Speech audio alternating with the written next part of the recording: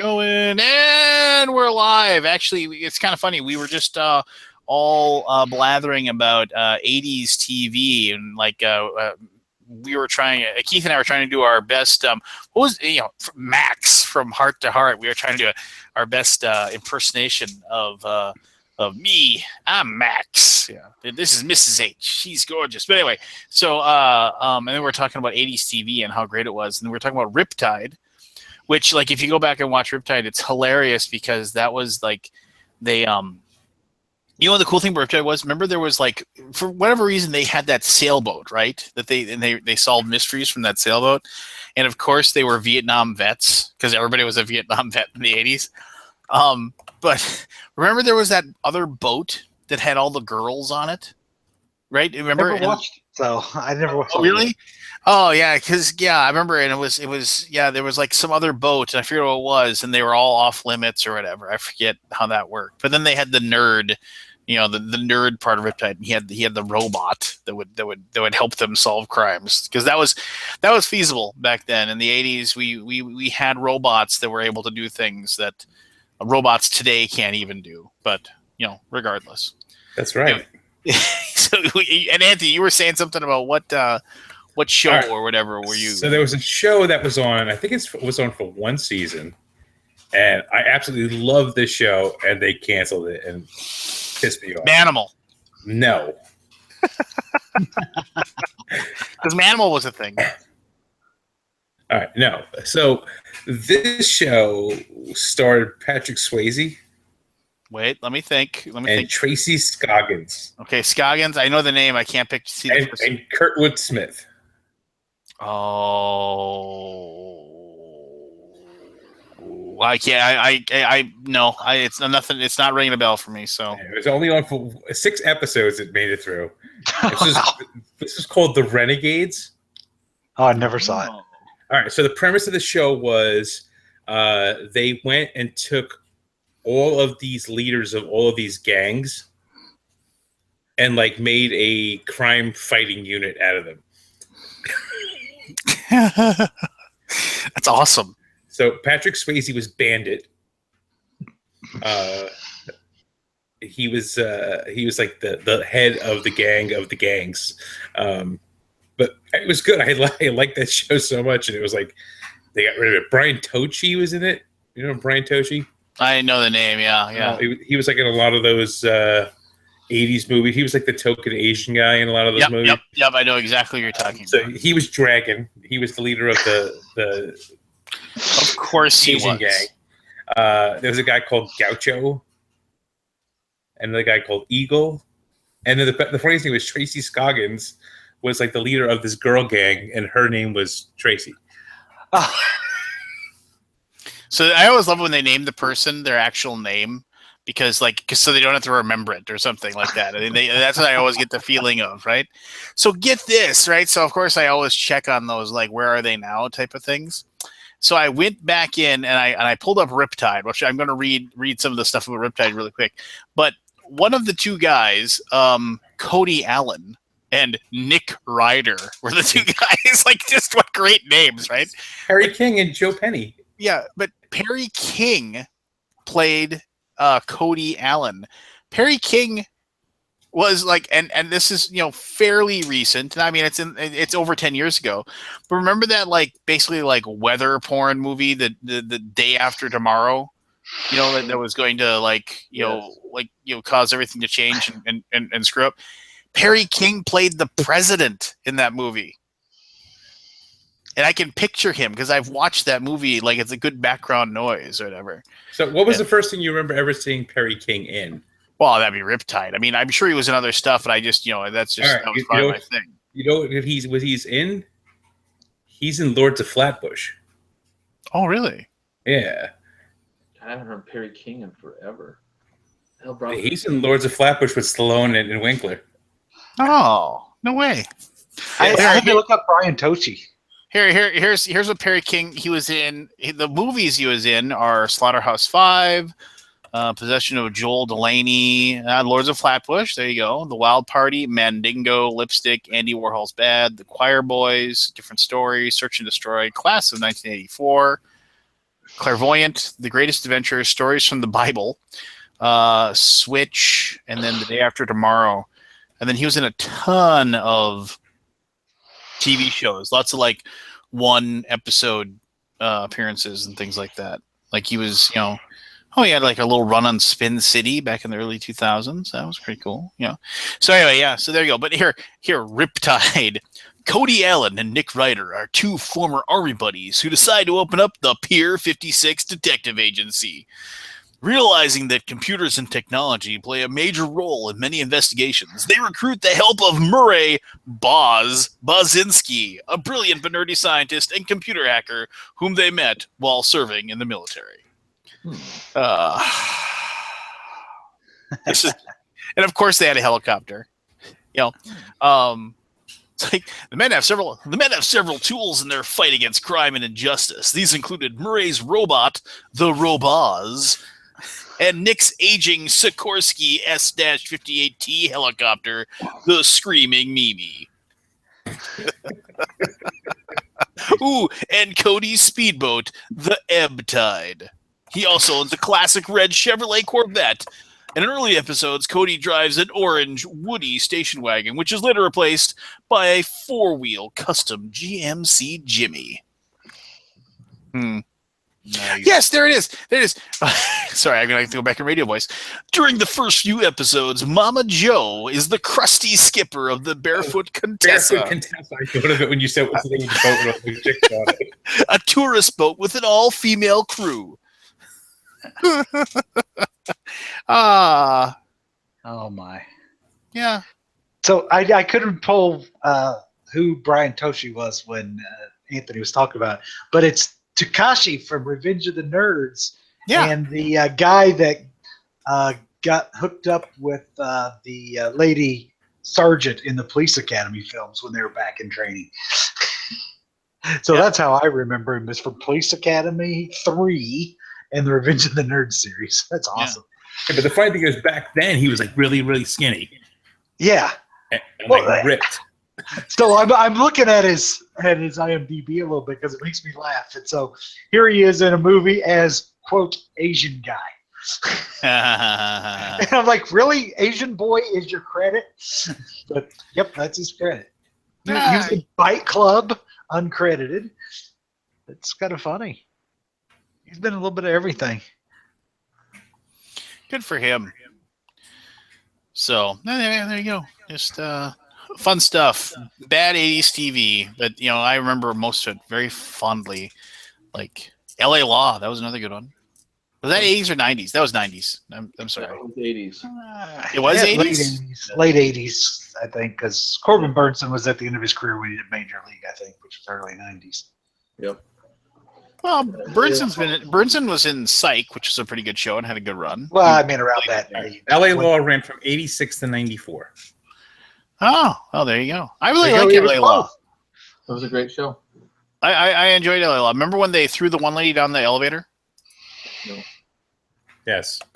Yeah, like it was just one of those, because she was like the older lady that was kind of a big B word. And but she and the other old lawyer were like having an affair and keeping it secret or whatever, and they're both walking to the elevator, and it was just like one of those things. You can find the clip online, and like he says, and they're walking towards it, and he goes, oh, like he's like, I forgot my coat, and he turns around to like go get his coat, and then the elevator doors open, but there's like no elevator there, and she said, and she's like, oh, I'll hold, and she turns around to talk to him as she's walking the elevator, and she just falls and dies.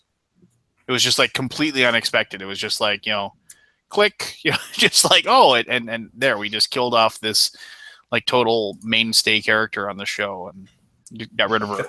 That was part of the Stephen Bochco powerhouse. Ooh, Stephen Bochco. He had a lot of stuff with Doogie Howser.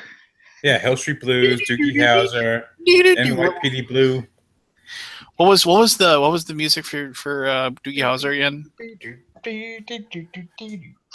You had it. Somebody was doing it. Yeah, there was. But yeah, good stuff. At least that child actor went on to be cooler than he was in his first big break. Because I liked him way better in How I Met Your Mother. Oh. The character Rosalind Shay stepped into an empty shaft and falls to her death. Just adios. Notice nobody ever steps into an empty elevator shaft on like the bottom floor, so they just twist an ankle. Yeah. It's because there's an elevator there. There's a clip, and I don't really understand it, but I mean, like, and I wouldn't suggest anybody to see it, but somebody pointed it out to me, and it's like of somebody that like was in like a hover round or like one of those basically like not a wheelchair but like a motorized cart kind of thing, and they got to like the elevator, and like the door wasn't opening or something, it was malfunctioning, and so they sat there ramming their cart against the door, like with this machine, because they're mad that the door wouldn't open because they thought the elevator was supposed to be there and it wasn't, and they actually bust the door open and they drive their cart straight into the shaft, and I mean, and I don't know, I've never really researched it, but I've heard referenced that the person plummeted to their demise. But yeah, don't go look. Why am I even mentioning that? I don't want people. Don't go looking that up. Here, let me tell you exactly what it was. I'm a horrible human being. But anyway, so how's everybody been for like the last week or so? Good. What's new? Anything? New games. Oh yeah. Yeah. What you got there, brah? I went and bought Watson and Holmes. Yeah. I'm intrigued by that. Is it any good? Have you? I don't know. I just picked it up Saturday. I was going to a friend's house to play some games, and I stopped in the local store that's being sold, and I was looking to see how much he wanted for it because I considered buying it. And so that just sat there, so it called my name. Then as I was walking in the door to do the Alaboom tonight, because we just had a Star Trek night at a local pub, and we did the Klingon Ale. Nerd alert. From Maltz Brewery, so I did Star Trek Panic in support of that. But I walked in the door and exit the game. The Secret Lab was there from Thames and Cosmos, and also Beasts of Balance was sitting from Thames and Cosmos. I don't know if you can see that or not, but yep. That was sitting there waiting for me as I walked in the door about 10 minutes ago. So good stuff. That Beast of Balance is pretty cool. It's got a cool app thing that you like if you have your iPad or something next to it, and like when you put the pieces on, it's a pretty interesting little dexterity game. My kids really like it, so I enjoy it. Is everybody else have Keith stuck for you in like permanent smile?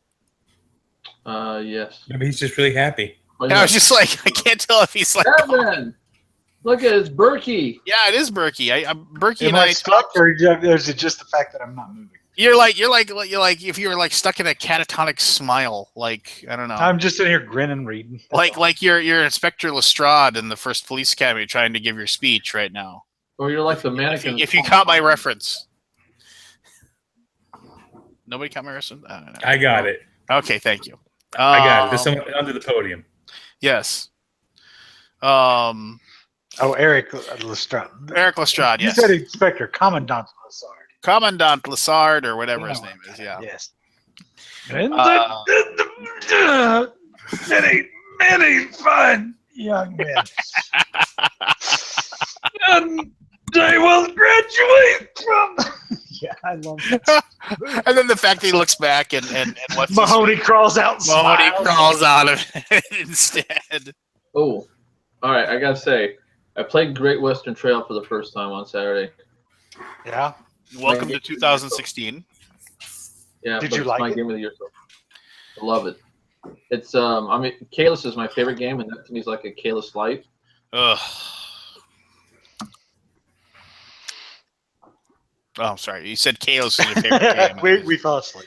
Yeah. You and Joel Eddy can get together and hang out. I've only played it digitally, and I think that's where I missed it, and it didn't click for me. Yeah. I'm sure it's fine.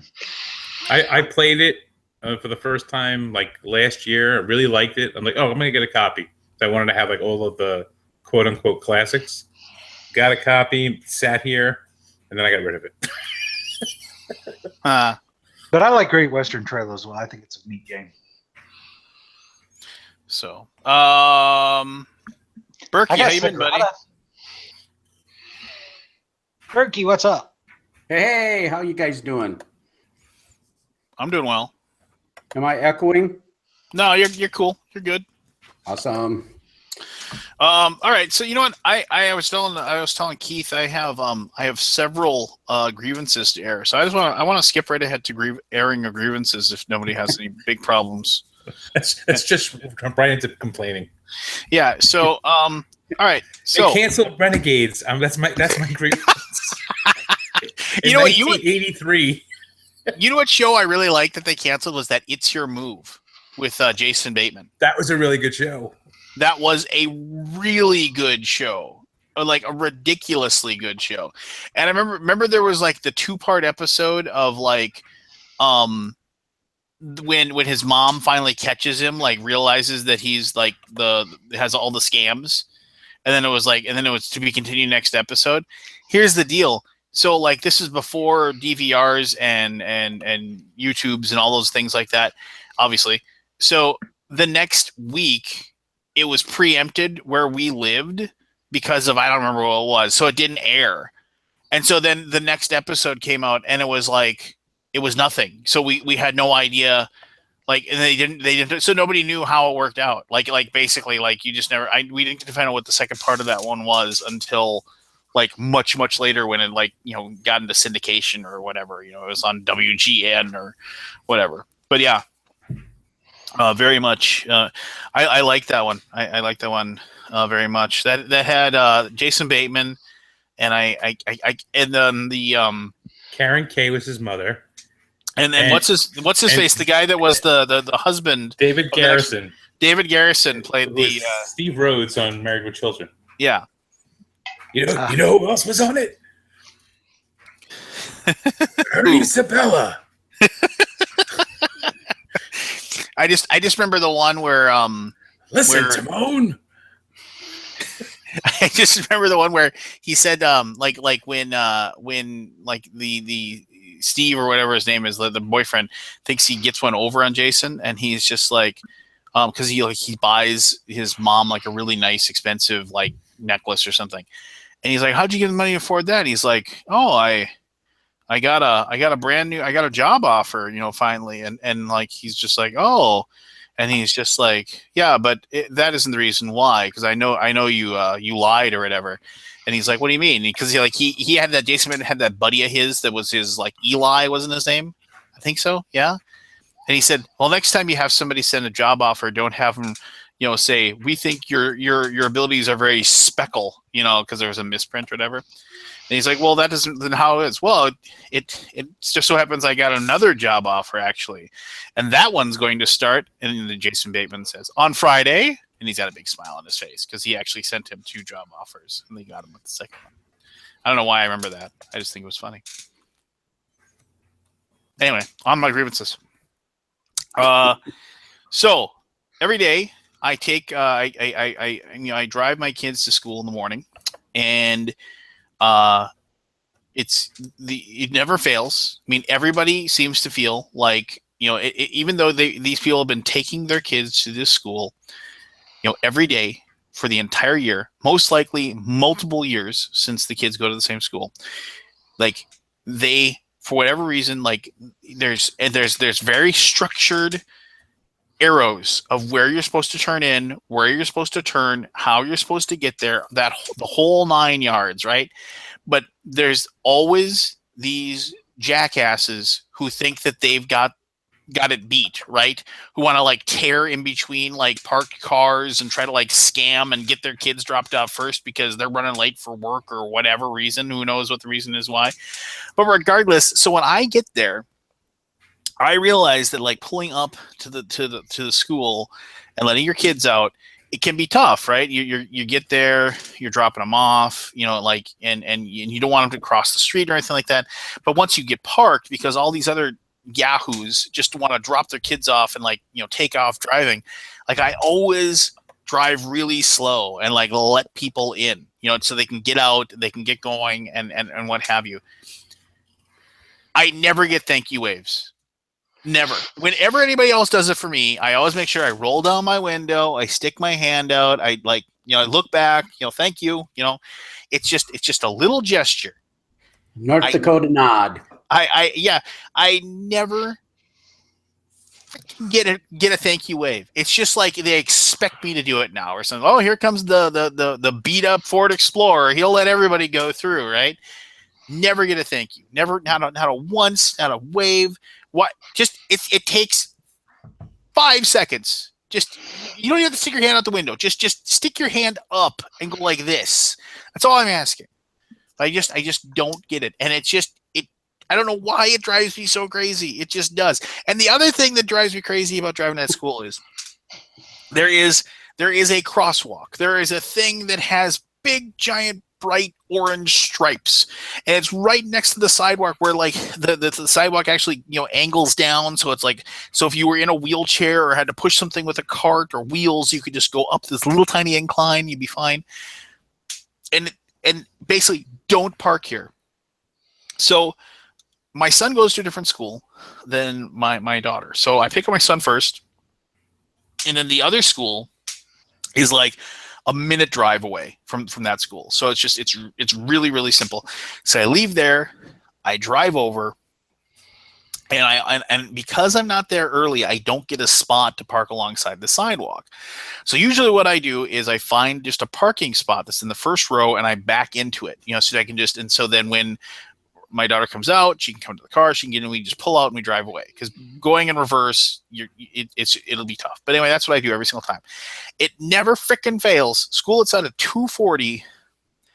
Once again, some jackhole like pulls up, they're late, they're running, the first bell's about to go. They see like this big, like basically 24-foot wide section that has these giant stripes, and they just had this attitude of, oh, they must have been saving this spot for me. I'll just pull right in there. No, I just, and it's always the same people. It's the same people who do it every day. I don't know if they just feel like we've saved that spot for them. Oh, it just drives me crazy. Do you nickname other cars when you're dropping off kids in the morning or anything? There's a few people that I don't. I mean, it's just like, oh, so, here comes moron. Here comes. We've got one that is either always first or second in line. It doesn't matter. I can get there 30 minutes earlier than normal. They're first in line all the time, right there. And we refer to them as precious because their cargo is so precious.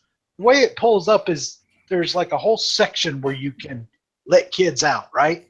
But they only let the kid out, and will only let the kid out right on the corner where the access ramp is. So where the little space in the corner where there's a ramp from the road, that's the only spot Precious can get out of the car.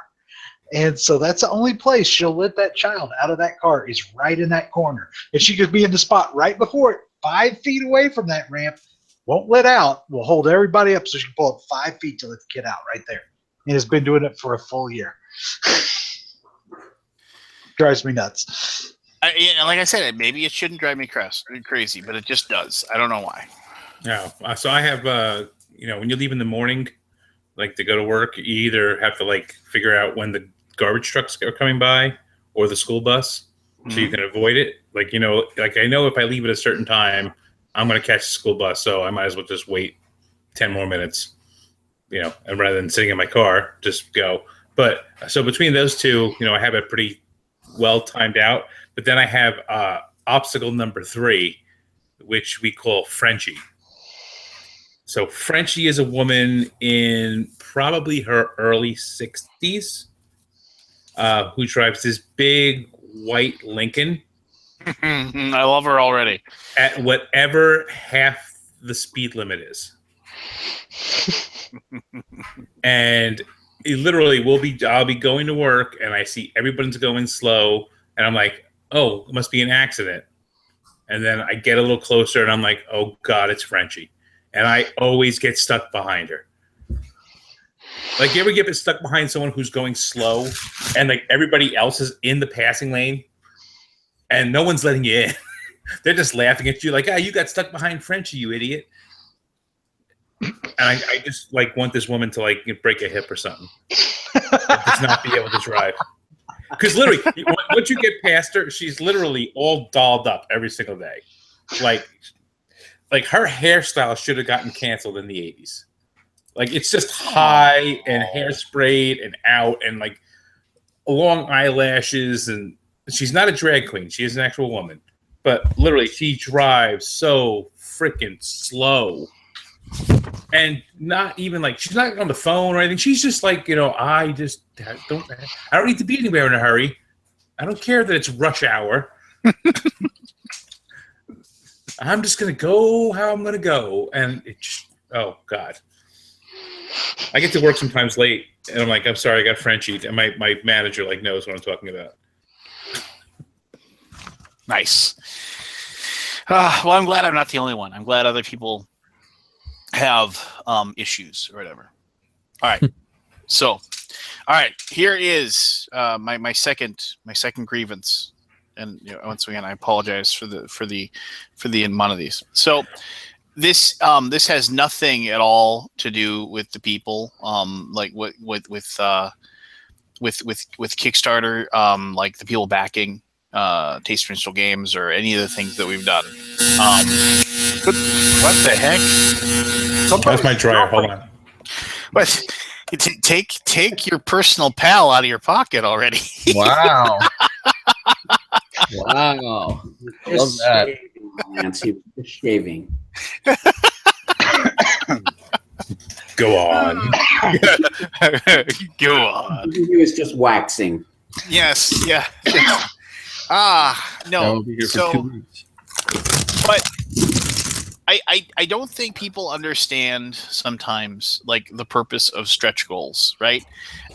Like usually with Kickstarters, like you plan out stretch goals that you have, and then if you do well enough, maybe you add some later. But there is a cost, right? There is a situation where you have to understand that, like, you can't just throw something in. It's like, oh, well, we'll just throw in a bunch of this. Okay, because that makes the game cost how much more per thing that you create. So if you do that, then all of a sudden now basically you eat up the pledges that happened before. Mm-hmm. So if you add something that like basically costs the publisher 50 cents extra per game that you're creating, that cuts into the bottom line of the stuff that happened prior. And so I don't know, it's just I don't know. It was one of those things where I think that I get a little frustrated when people, and also it's like, oh, you should give us an expansion. Oh, so I should give you an expansion for free, something that we could actually then like develop and create, and then we could sell. And I understand, the whole idea of like getting it, and you want to get all the stuffs that you can, but at some point, like you have to recognize that it's a business too. And as much as you want to be able to like, no, they don't. But what about solo rules?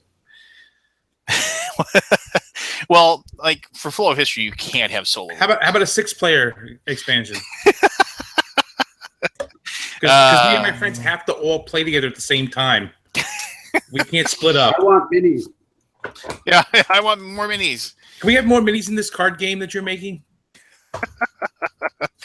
Make the cards minis. Yeah, just make a mini that'll hold my cards. My new favorite one is when games that do have minis on there, the people who say, will there be an option for painted minis? Yeah, the option is go fucking paint them. It's your option. All right. So, number 3 of my things that are bugging me right now. I came across. I'm not going to say any names. I'm not going to say I'm not going to say the Kickstarter project in question. I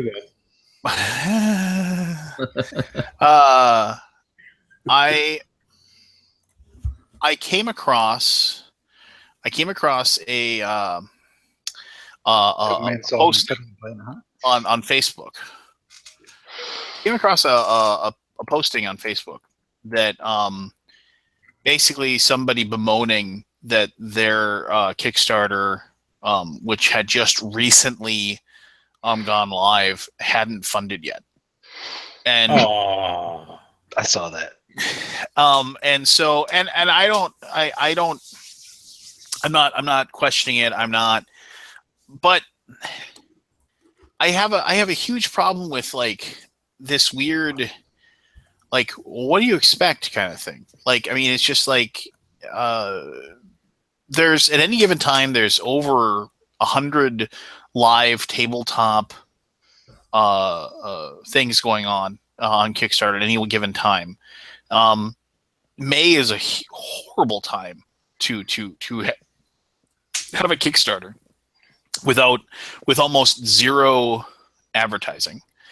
You know, I mean, there's a certain level of what you have to expect, and regardless, even if, like, I mean, if you were somebody like Cool Mini or not, right? Like, first of all, they're a well-oiled advertising machine at this point. I mean, they're just, you know, they know what buttons to push. They know how to figure it out. And so that's the company that if they launched a brand new, you know, 300 mini game or whatever, and it like didn't fund like in the first like few hours, then that's the people I think that could say, well, what the heck's going on? But if, you know, you're relatively new to the publishing scene, and you know, it just seemed really early to be like going out there and saying, you know, oh my gosh, this is horrible. Why haven't we funded yet? You know, and I was kind of like, I couldn't tell if they were being serious or not. That was my problem. And you know, and I'm not trying to you know, like come down on anyone. I mean, I know it sounds like I am, and which is fine. I mean, that's but it's just one of those things where it's like you have to take a measure of what you're saying. But here's the thing too, that I've seen this happen in the past. So we've had people who ran a Kickstarter that did fairly well.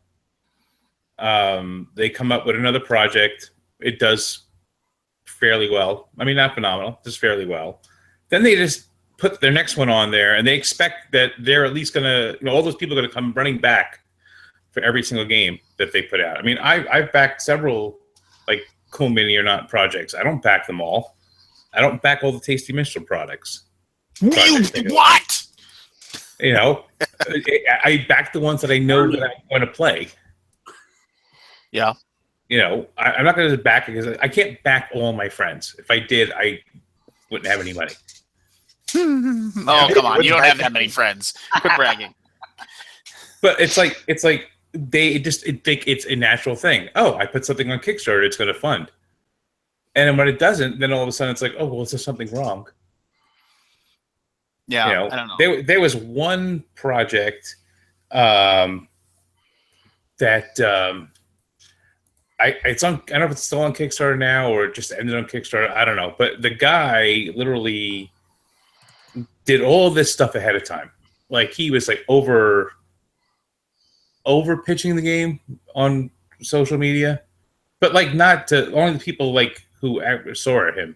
Like he didn't have a big Twitter following or anything. You know, he posted in all of the Facebook groups over and over. Every day he was making another video before the thing even launched the first time, and all this stuff. Like doing all this extra like dramatic showmanship stuff. It was totally annoying. Like it wasn't that it was badly done. It was just annoying. And he launched the game, and I don't think he even got close to like 30% the first time of that out. But I'm like, he expected like I'm going to launch the game, and boom, everyone's going to run and get it because you know I did all of this stuff ahead of time. I'm like, well, you know, that's not like how you do it. Like literally, I am one of those people that the more you shove something in my face, the more I ignore it. That's just common, though. You know like I could have cared less when his project launched. I mean, the game itself didn't look that great anyway to me, But like if there was something about it, and I said, oh well, that's it's not my kind of game, but this is kind of cool. I like the way this guy's doing stuff. I'll throw him out a tweet and say, hey, such and such just launched. Or when he tweets that it just launched, I'll retweet it and say, hey, good luck and whatever. But it's like it doesn't just happen. There's no perfect formula, regardless of what any Kickstarter expert, quote unquote, tells you. and just when you do a Rubik's for something, there is a cap number. That's what makes it a Rubik's. You cannot go over that number. That alone should show you how much of an expert the person is. They don't understand how their own score works. But I digress. So do you feel that way about TV commercials then, that you see more than once? I watch a lot of cable television, like History Channel and stuff, and they'll show the same commercial during some shows like 4 times. Mm-hmm. And I totally I don't have to DVR and go through it, but I totally ignore them. Totally. It's like I know it's there, could care less about it. And it's not just that they're showing a lot of commercials. So if you're buying advertising and whatnot, it's all over. That's fine. But when you are doing that kind of self-promotion like that you literally are butting yourself in to everything every 5 minutes, it's the whole. I always equate it to Family Guy, the thing with, hey, look at the picture of my kids. Yeah. And the guy has the wallet and he's like slapping the other guy in the face with it to show him the picture of his kids until his nose starts bleeding. That's what it's like. It's like all the people, and I'm not going to call it names because all I do is say it and people know what I'm talking about. There are a good 5 to 10 people who use Kickstarter a lot, that the only time you ever hear about them on Twitter is to announce when their Kickstarter is coming and when the Kickstarter is live every 5 freaking minutes. And what's worse about it is they have their Twitter attached to their Snapchat, attached to their Facebook, attached to their whatever other stupid friggin' media they're using, and that you get the same thing tweeted 6 times in 5 minutes because they're all connected. If you have them all connected, do it once and it hits all of them at the same time. And then on top of that, my other thing they do, which drives me nuts, and people do it all the time, people I know and like, and I just want to say to them, stop. I know it's nice to get compliments from people, but when someone says, hey, I watched so-and-so and it was great, they're letting the people who follow them know that it was great, that they enjoyed it. They're advertising for you. Right. You do not need to go and retweet the fact that I said something nice about you. What's even worse is do not retweet when I am retweeting what you said in the first friggin' place.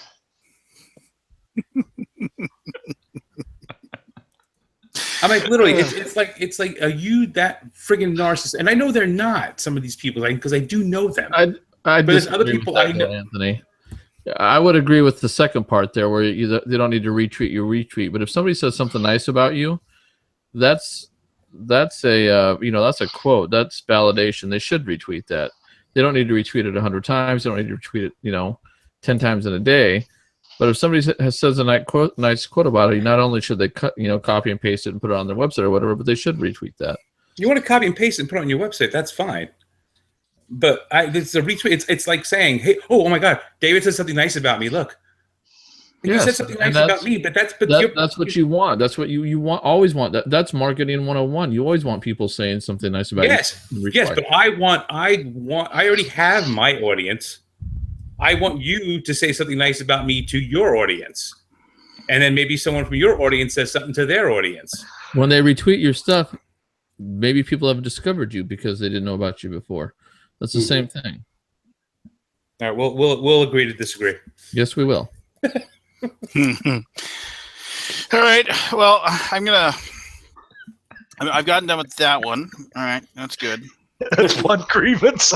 Okay, so there we go. Here's my grievance, and that grievance is taken care of. The thank you wave's taken care of. Oh, This isn't so much a grievance, but I am like this close. I am like basically I am almost to that point. I am going to write off I'm going to finally write off a Kickstarter that isn't going to give me what I wanted. I'm going to give them about maybe 30 more days, but so you're spinning it's the same one you're talking about that I'm thinking about too, right? Yeah, the lazy gamer guy, which I don't think I'll say this. I don't think he went into it saying he was going to scam people out of 80 grand. I honestly do believe that he made incredibly poor choices, and burrowed himself into a hole that he cannot possibly climb out of. But I firmly am of the belief that yeah, we'll never, or that money's gone. It's just isn't the whole thing about that? He says he has them, he just can't ship them. People have offered to pay to ship them. He posts about it, right? He finally, after like almost 2 months of silence, he posted an update a couple of days ago, and he basically said that that he's functionally bankrupt. Like the company that is known as Lazy Gamer or Tabletop, whatever it is functionally bankrupt. Which, okay, so that means maybe you personally have money, but fine, whatever. You have a wife, you have a child on the way. He mentioned that he's functionally bankrupt, meaning he has no capital, but he has no debt. So, and the problem is that he has like a studio or whatever that he was going to be making this, and the landlord. He's not working on them or anything anymore for whatever reason. Like personally, like he has to work at his number. Basically you can't pin him down to a real answer, and there's no way. So here's the deal. So basically, like, he's saying that like he's on the hook for the lease of this like space that he has that he's not using, and the landlord is supposedly like looking for people to take over the place, and so then he'd be out of his lease. Well, that landlord isn't looking for anybody. I mean, nobody, aside from the fact that like basically like maybe posting it online somewhere saying that you have space for lease, they're not like actively going looking for something because they're getting the money out of you, right?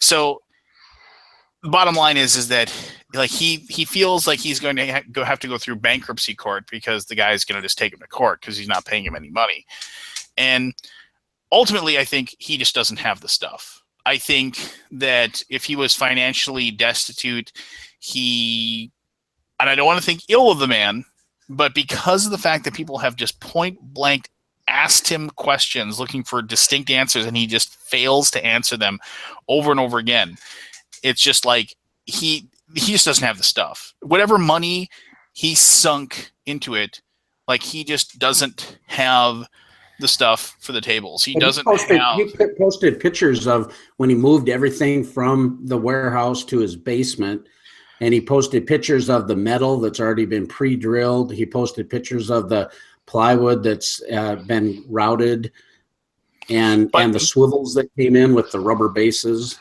But my gut says is that it's very likely he may have just sold that stuff off for scrap or something because he just didn't have any money. I don't know. I am of the impression here, because the bottom line is that his whole thing is he's saying that he doesn't have the money for shipping, yet people are basically saying, we'll give you the money. We just want a table. Put the table together. See, these aren't small either, and they're heavy. And to ship it to somebody, it's going to take an inordinate amount of money to ship. And I think that's something he screwed up on. He did not realize how expensive those things were going to be to ship. And they were going to be exceedingly expensive to ship, and so I think that's a problem too. The thing is that if and there's people that actually live in Edmonton who have said, I gave you money, can I drive over to your house and get my table? Can I come in? And he just won't respond to that. He won't say, yeah, sure, come and get your table. He's just like, oh, I didn't hear that question for the 87th time that it was asked of me. I'm just going to pretend it doesn't exist. So I'm not saying the guy, I think he may have probably may have taken some of the money at some point to like pay bills or whatever, thinking that he, on the back end, he was going to get it back or something like that. I don't think he went into it trying to rob people, but ultimately, yeah, I've all but written it off. If I ever see anything on it, great. If not, it's over and done with. That's fine. Everybody has to have at least one time that they got screwed over by Kickstarter, right? So that's mine, and I'll take it and I'll learn from it. And the thing about that too is that it's just kind of like one of those things where it's like, looking back, that was a very audacious first Kickstarter. And it was like over 2 years ago. So thinking about it, is just kind of like, if I'd actually thought it through, probably a pretty good chance that was never going to happen if I'd thought about it. But oh well, right? Who cares? And Kevin's in the same boat as me because we both gave the guy money. When I read through a lot of his writings, reading between the lines, I think he got over his head, and I actually think he kind of went into some type of depression, and he's just not able to perform very well because of it. I think it was a pretty bad blow, and a lot of things going on. I'm not saying that's an excuse or anything like that, but I could see where that messed with his productivity and all of that. It happens. Best of intentions, whatever, blah, blah, blah, blah. So, but I did actually finally get a shipping notice for my Reaper Bones, which was like over a year late. And because they just making really, really horrible decisions with that last Kickstarter as far as that. So I'm going to finally get another giant box of miniatures that I'll never have time to paint, which will be great. So, Sir Bob had a good one for you, Lance. What? Quote, "The lazy gamer wasn't a red flag." Yeah, fair enough. All right, so my last grievance, and this isn't actually a grievance about the actual thing. It's a grievance about the people that are losing their shit over this. And that is Cool Mini or Not's. I wish Pete were here. But Cool Mini or Not's recent announcement that they are going to go to MAP, M-A-P-P, the mandatory acceptable like price posted or whatever it is, whatever that stands for. Right. The thing is, okay, and admittedly, and Mayfair did it first, right? Mm-hmm. And Asmodee did it as well, and now Cool Mini is going to do it. And here's the deal. The only thing I care about is the transparency of it. I really dislike it when basically the companies say, "Oh, well, we're doing this because we want to help out the small game store, the local game store," and I call BS on that because no, you want it because it makes you more money. And the other quote is because it devalues our brand, right? That's no, it doesn't. But what is the problem with that? Well, but here, and I'll open it up for discussion. But here's my problem, and I wish they would just say, we all know, like, especially with like an Asmodee or a Cool Mini or whatever, they're like when Fantasy Flight says, "Oh, here's our brand new Star Wars game that you're gonna go crazy for, and we're just gonna charge this, and this is how much we're gonna charge for it," and you're just gonna like it. Because you know what, you're gonna buy it, and we've crunched the numbers, and we've run it through all the algorithms, and we realize that the small amount of people that aren't going to buy the game because of the increased price is small enough that we'll actually still end up making more money anyway. So, but they're not making any more. Actually, Asmodee, the reason why they make more is because they charge more. They charge more for the thing. So yes, they are making more. Okay, but again, where's the problem with that? I don't have a problem with it at all. I think it actually does promote local game stores, which is something I fully agree with.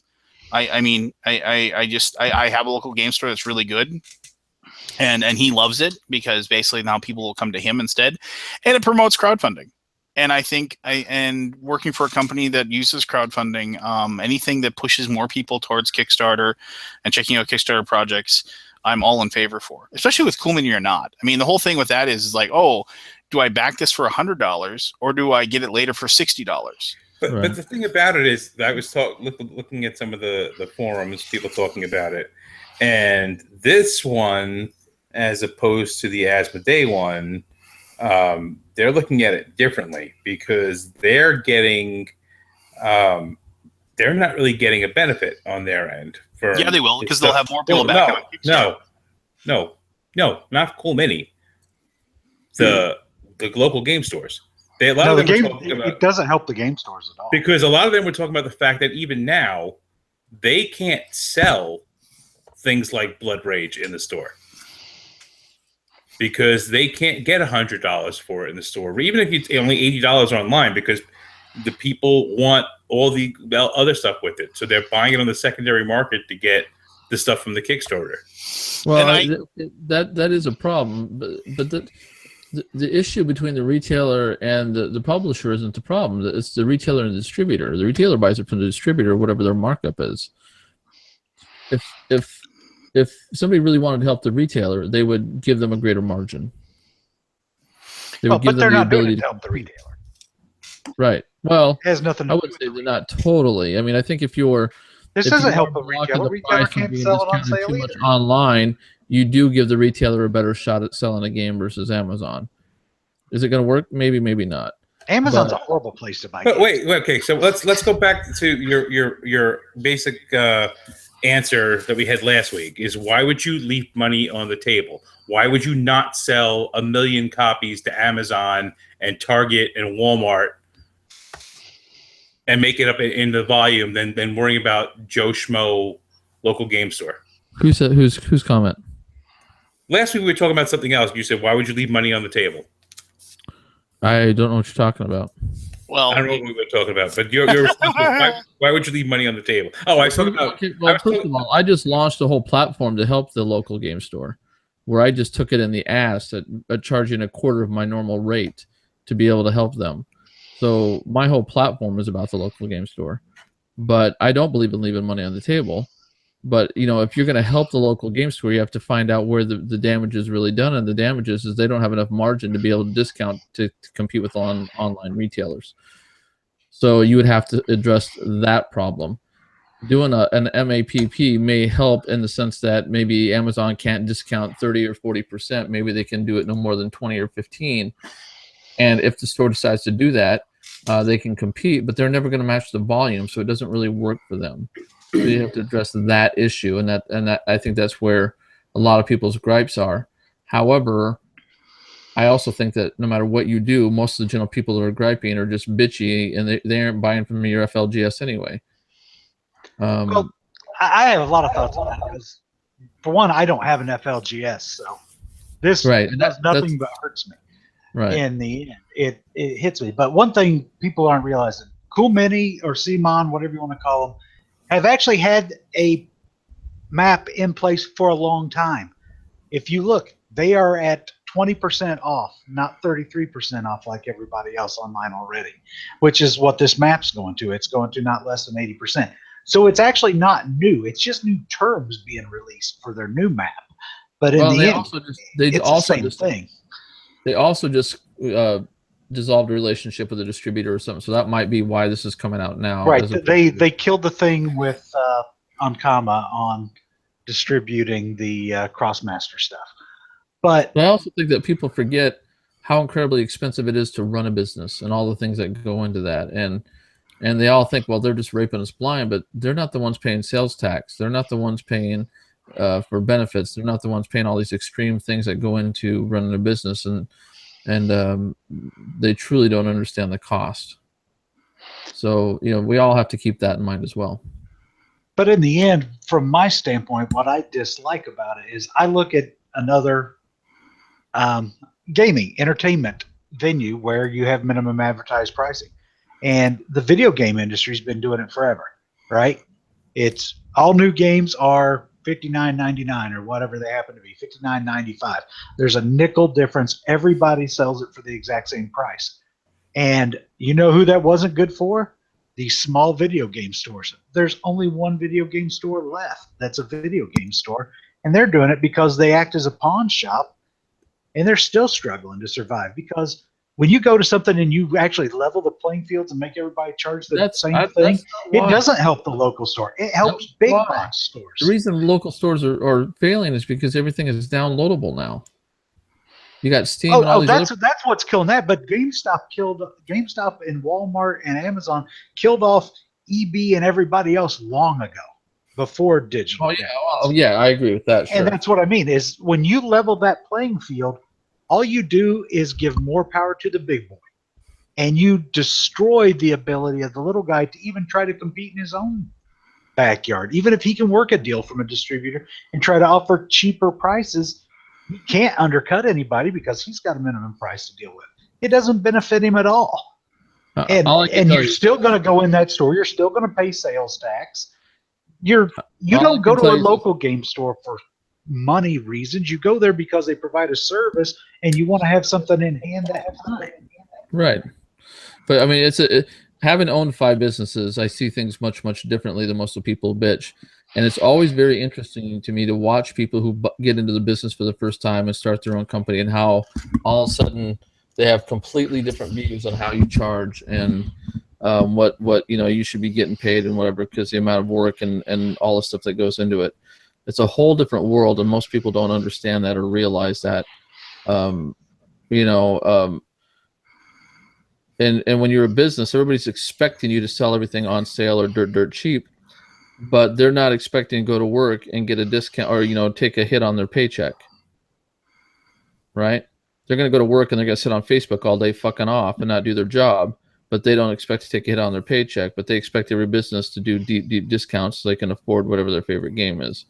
It's kind of hypocritical, but most of it I think is due to misunderstanding.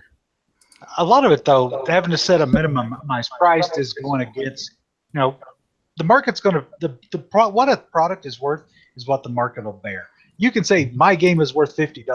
No, your game is not worth $50. Your game is worth whatever people will pay to buy it. So it might be worth $80 on demand, or it might be worth $10. So to say, when you see these publications say it devalues our brand to have people advertising lower. No, it doesn't.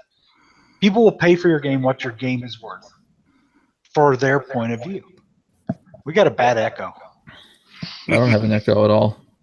I hear the echo too, but regardless. So I think it's kind of bad for the little publisher, right? In a lot of ways. It's good right now for the little publisher because people are like, well, screw it. I can go buy Flow of History instead of buying. You should. Go buy 3 copies. Instead of buying Raise Your Goblets, because Raise Your Goblets is not a $50 game, and I can get Flow of History for $27 deluxeified. Why the hell would I pay double the price for less of a game? A great deal for a deluxeified game. But to do that, Keith, you have to have people do what we did, which was basically, sell your services to the point where you're barely making a profit whatsoever, so that the little guy has the same ability as the big guy. And I can guarantee you, I could not do that year after year after year. So, like any other business, every year you cut off the bottom 20% because it's not making any money and it's costing you money. And that's going to happen with small businesses. Those that can't do it, that don't have either the means, the know-how, or the drive to make it happen, they're going to fall away. That's just part of capitalism. So it's no matter how you do it, I think you're gonna find that struggle for the small guy. Yeah, I think, like I said, I think the small guy can benefit when people say, no, I'm not going to pay this for X, I'm going to pay it for Y. But in the end, it may hurt the little guy worse later, because if he's forced to raise his prices at some point because people are buying fewer games because they're spending more money on the big AAA titles from the big guy. Now the little guy is not going to get any business directed his way. If he raises price to compensate, he's going to get even less. Well, the big guy started out as a little guy too, so the little guy can adjust their market. Just like anything else, you have to change with the times. You have to get on board or get off. So but that's not completely true. That is completely true. It's 100% completely true. Because the big guy didn't have a big guy in his way when he started. Now, sure they did. He started as a little guy when the industry was There's small. always a big guy in your way. Hasbro. Yeah, I'd agree with Dave on that too. I had a computer company called Integrity Computer Systems, and at the time the 4-letter word was Dell. They were the big guy. Before that, we were able to diversify, offer superior customer service, be able to. We had 19 employees and did over $13 million in sales. selling white box computer systems, but we added cellular, we added home entertainment systems, we added a full-blown training center, things that nobody else was willing to do. And so, yeah, but you're never going to get big unless you go do some of those extra things, you know? Yeah, you have to do what you say. You have to do things you can't do and deliver on what you promise. You have to over deliver on what you promise until the point where people hire you so much that you're so busy that you can actually afford to pay people. And that's the reality. I mean, you work yourself into the ground anymore just to try to start a business. But while you're working yourself under the ground, you're constantly fighting with people who expect you to do it for almost nothing or free. And it's just ugly the way it is out there. But that's the reality of business right now. I agree with what you're saying, though, Keith. When you do have, larger entities, it does make it more difficult. But and in hobby board gaming, you didn't have any megacorp, right? You had Hasbro the whole time. But Hasbro doesn't compete with the hobby game industry. They're putting out Monopoly 47. They're not the same market. They're completely different. It's to the consumer, it's the same market. No, it's not. No, I am not not buying any Hasbro games. Yes, it is. I spent doesn't $10 know on the difference. Bullshit. I'm the consumer, David. You're the 3%. You're the 3%. And that's the 3% that go to Gen Con. And what percent of all the people buying the Hasbro crap at the Toys R Us are even venturing anywhere close to our hobby? Who's going to an FLGS that buys a Hasbro game? Nobody. That was your dark horse. That was the guy that was blocking you off because people know Hasbro. They know those kinds of games. They don't know. That was the thing you always had to get past. But you're not competing with that. You're selling a $50 game against a $10 game. And you're never going to compete with Hasbro. You know what, guys? Own a business, and then come back. You know every fucking thing in the world, David, about fucking owning a business. I know more than you do. Oh yeah, okay. All right. Let's just. Can I talk about another grievance? Sure. You started this, Lance. Yeah, I'm just. Let me mention here. I'm gonna just another grievance here. So I noticed that for some reason the Facebook board game geek group or whatever started banning people or kicking people out of the group for posting too many links to basically Kickstarters or games or whatever. Right. And there was a little bit of an uproar over it. I've been present for when other people on Board Game Geek are I got modded again by Board Game Geek. They just don't want me to be on there, blah, I ran afoul of the mods twice ever in 10 years of being on there or whatever. And in every single one, I was just oh, that's the rule? Okay. And then I didn't do it again. So I don't understand this weird feeling of how dare they prevent me from using, and then you'll get people oh yeah, FBGG and their draconian rule set to use their website. First of all, if it was draconian, fine. It's still their freaking website, right? They can do whatever the heck they want with it. But how is it that it's one of those things where it's okay, let's see here. 99% of the people that use the website never get modded or never have a problem at all. Yet there's these this small percentage of people that just run afoul of it over and over again. So it's just so maybe the problem's you. I don't get it. I don't understand that. And I always, when you have those people that have that mentality of it's just oh, I can't believe they won't let me do this. Then go start your own. Go start your own board game related forum or whatever. And talk to about the Facebook group. Yes. Well, it's sexism. It's pure and simple. It's sexism. It's who was complaining. That's exactly why. I don't think anybody's going to deny it. If I complained about it, nobody'd care. If most people complained about it that were smaller reviewers, they wouldn't care. But since it was a woman that complained about it, a lot of people ran up and said, no, that's bullshit. You can't do that. Like, I legitimately believe that if it was someone else who would have complained, nothing would have came about it. We're talking about the posting of too many Kickstarter links? No. Lots of people complaining about that. I think it really boils down to Breacher18, who complained about how she got banned. Well, she brought up how she got banned. I don't know if it was necessarily complaining about how she got banned. Are you talking about being banned off the Facebook, Rick, or banned off of? I thought we were talking about the Facebook group. Oh no, we're talking about the website. No, which one? I'm talking about the Facebook group. Same. Yeah, that's what caused that whole uprise is the fact that she mentioned it. Okay, you fill me in for us. Fill me in on this, because I mean, maybe I have a very tertiary understanding. So, fill me in on it. So what? Right. Welcome for us. I will pull up the thread of note while you guys discuss this. Well, I don't need you to read it. About it. I have no idea who Breacher18 is, to be honest with you.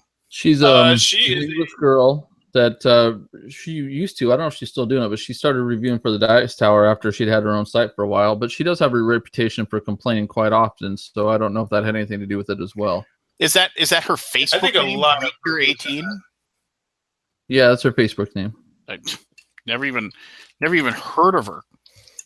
She started getting a pretty decent following for a while. I don't know what happened. I hadn't seen her. I had to actually unfriend her because she got super, super, super political. I just couldn't handle it anymore. All right. Well, anyway, so but I think in general, she's a really nice person. Yeah, right. but it caused a whole firestorm too, because a lot of other people, like I've seen a lot of other people complain about it, like especially in the board game reviewer group. I agree with you. A lot of people in that group complain a lot. Yeah, I didn't even know this person existed. Not that means anything. I don't know a lot of people that don't exist. So, but anyway,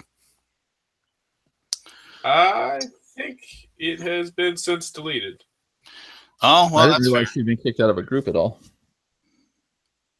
Yeah, but essentially it boiled down to I think this could all be wrong, but I do remember reading because I was like, oh well, this feels like sexism.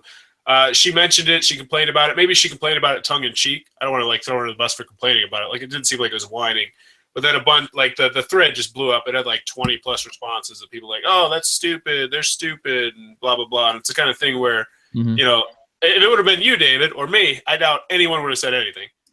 Now, obviously, Big Dog, Lance, people would have. I would have, maybe not, but I tend to be very opinionated, so people tend to jump. No! So they might have said something to me, but, I don't worry about those kinds of things. But I also think following the Breacher is a lot like me. I mean, she's very open. She's very open with her opinions and whatever, and very forward. So that could have been part of the problem too. But like I said, she tends to voice her concerns much more than I do, even. Well, I just don't understand. The rules, especially for Board Game Geek, are pretty well spelled out. As far as what you can and can't do. Mm-hmm. And admittedly, I don't post much on Board Game Geek anymore, but so there's not much to it, as far as like just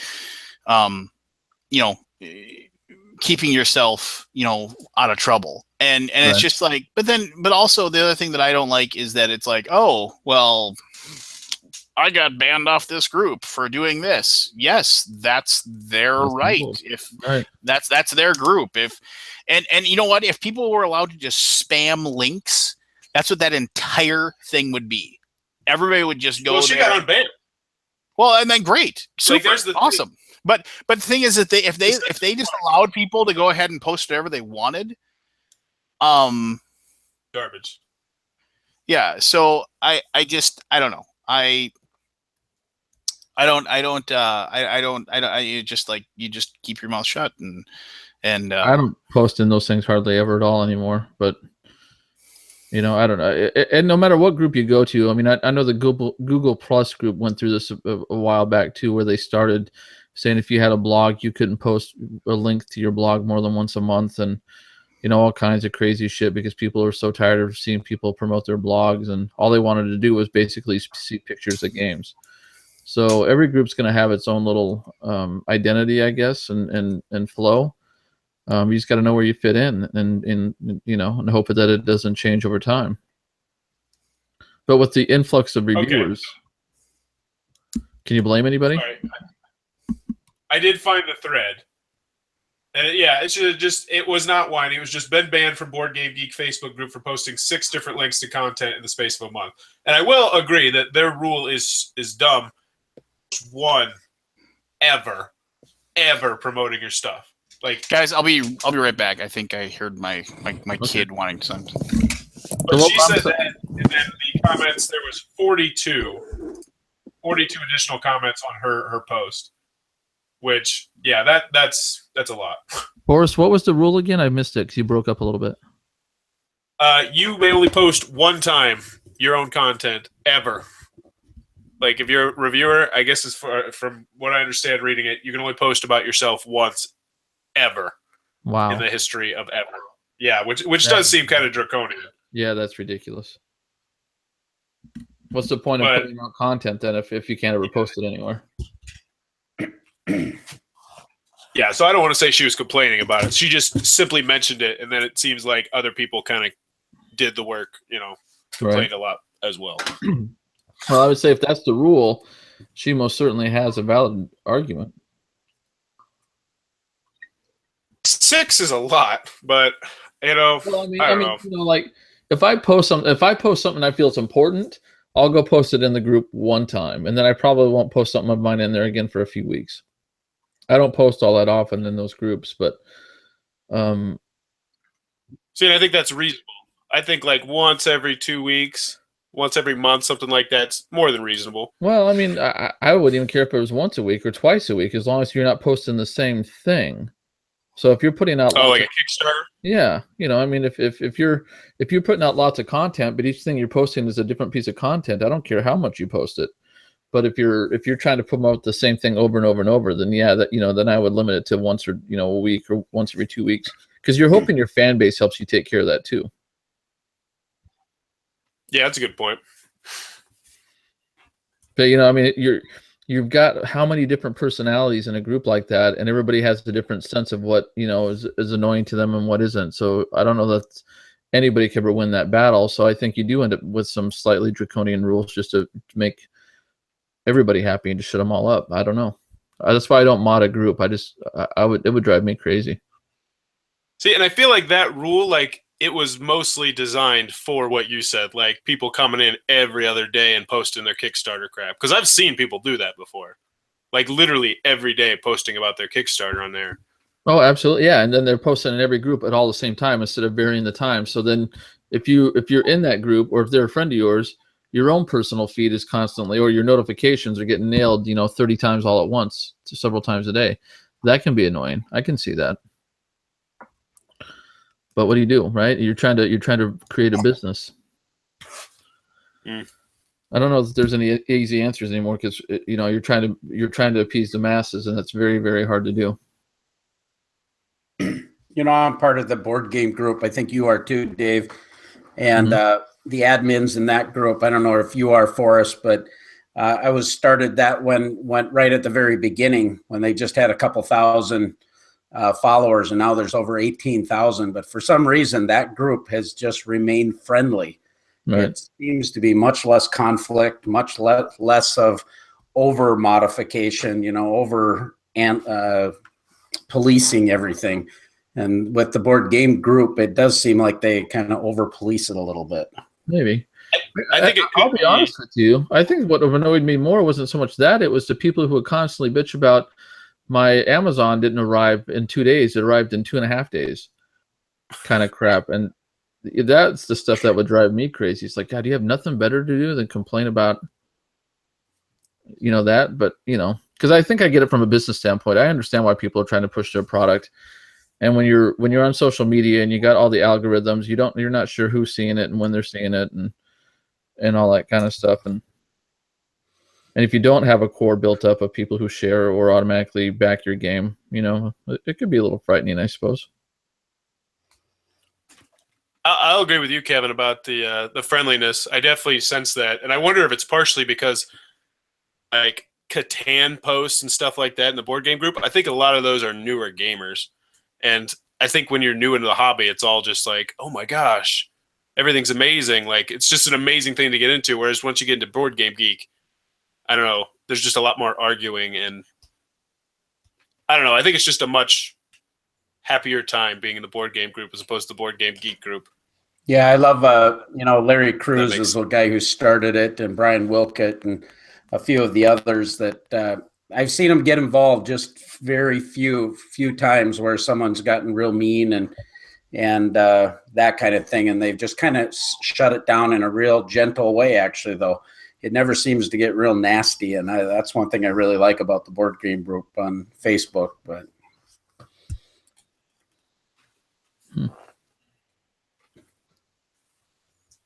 Did I miss initials? No.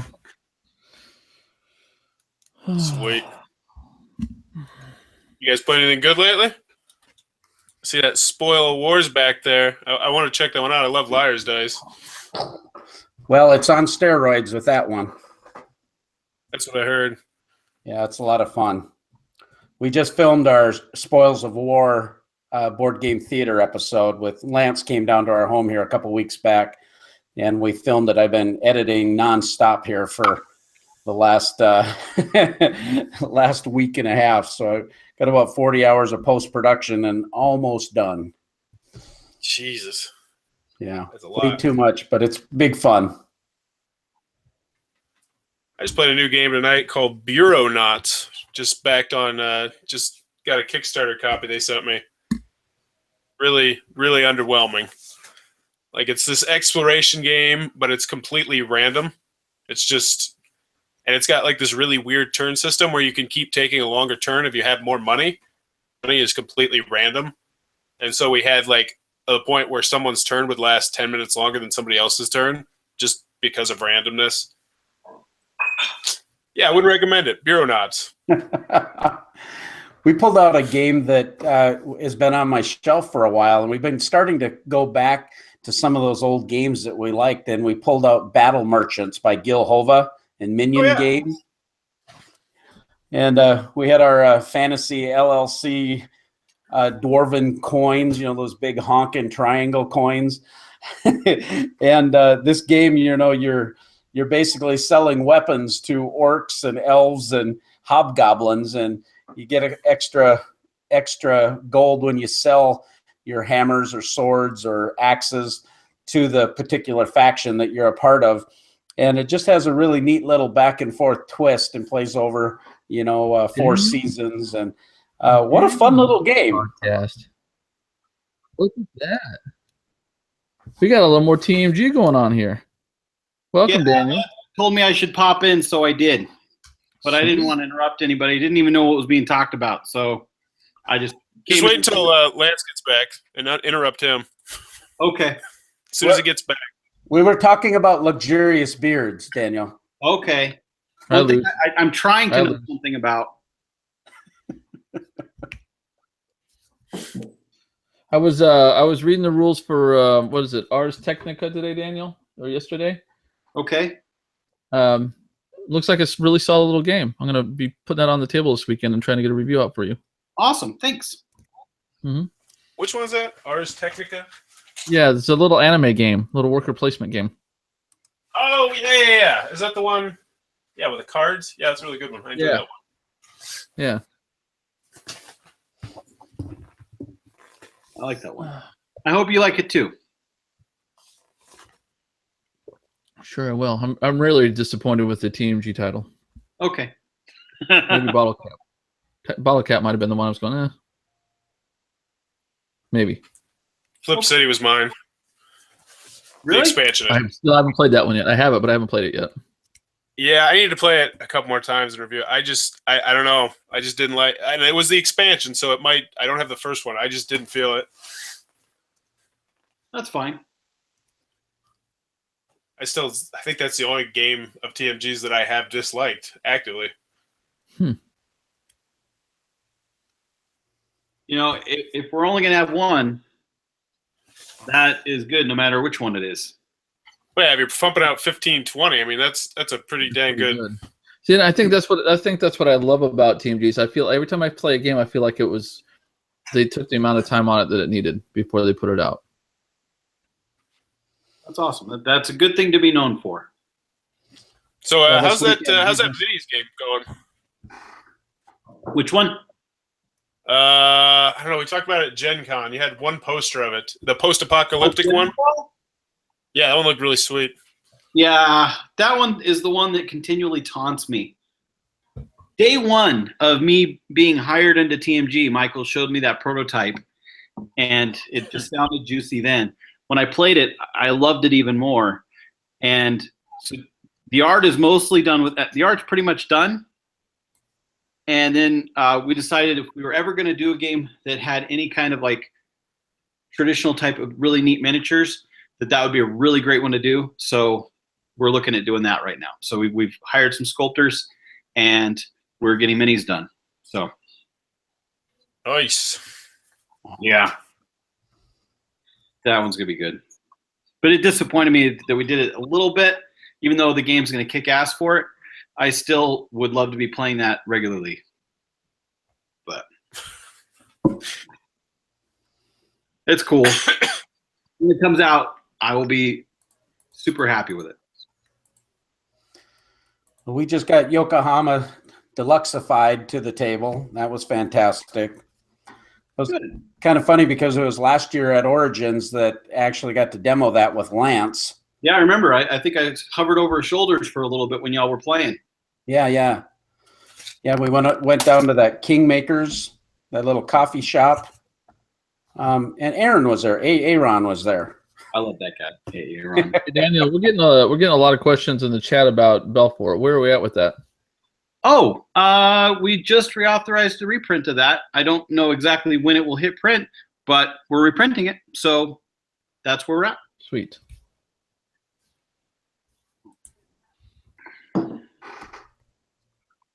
Oh man! All right, guys. I think I'm going to jam out. I've got a bunch of work to do. So thanks for your time, but I got to write some scripts and get ready for filming tomorrow and put a couple proposals together for some sponsorships. So enjoy your evenings. Sounds awesome. Good luck to you. Take it easy. Thanks, man. Have a good night. Good seeing you, Dave. So are there any big box TMG expansions in the pipes, Daniel? Like Oracles or Euphoria or Guilds? I know you guys don't design those in-house, but do you know if they're working on any of them?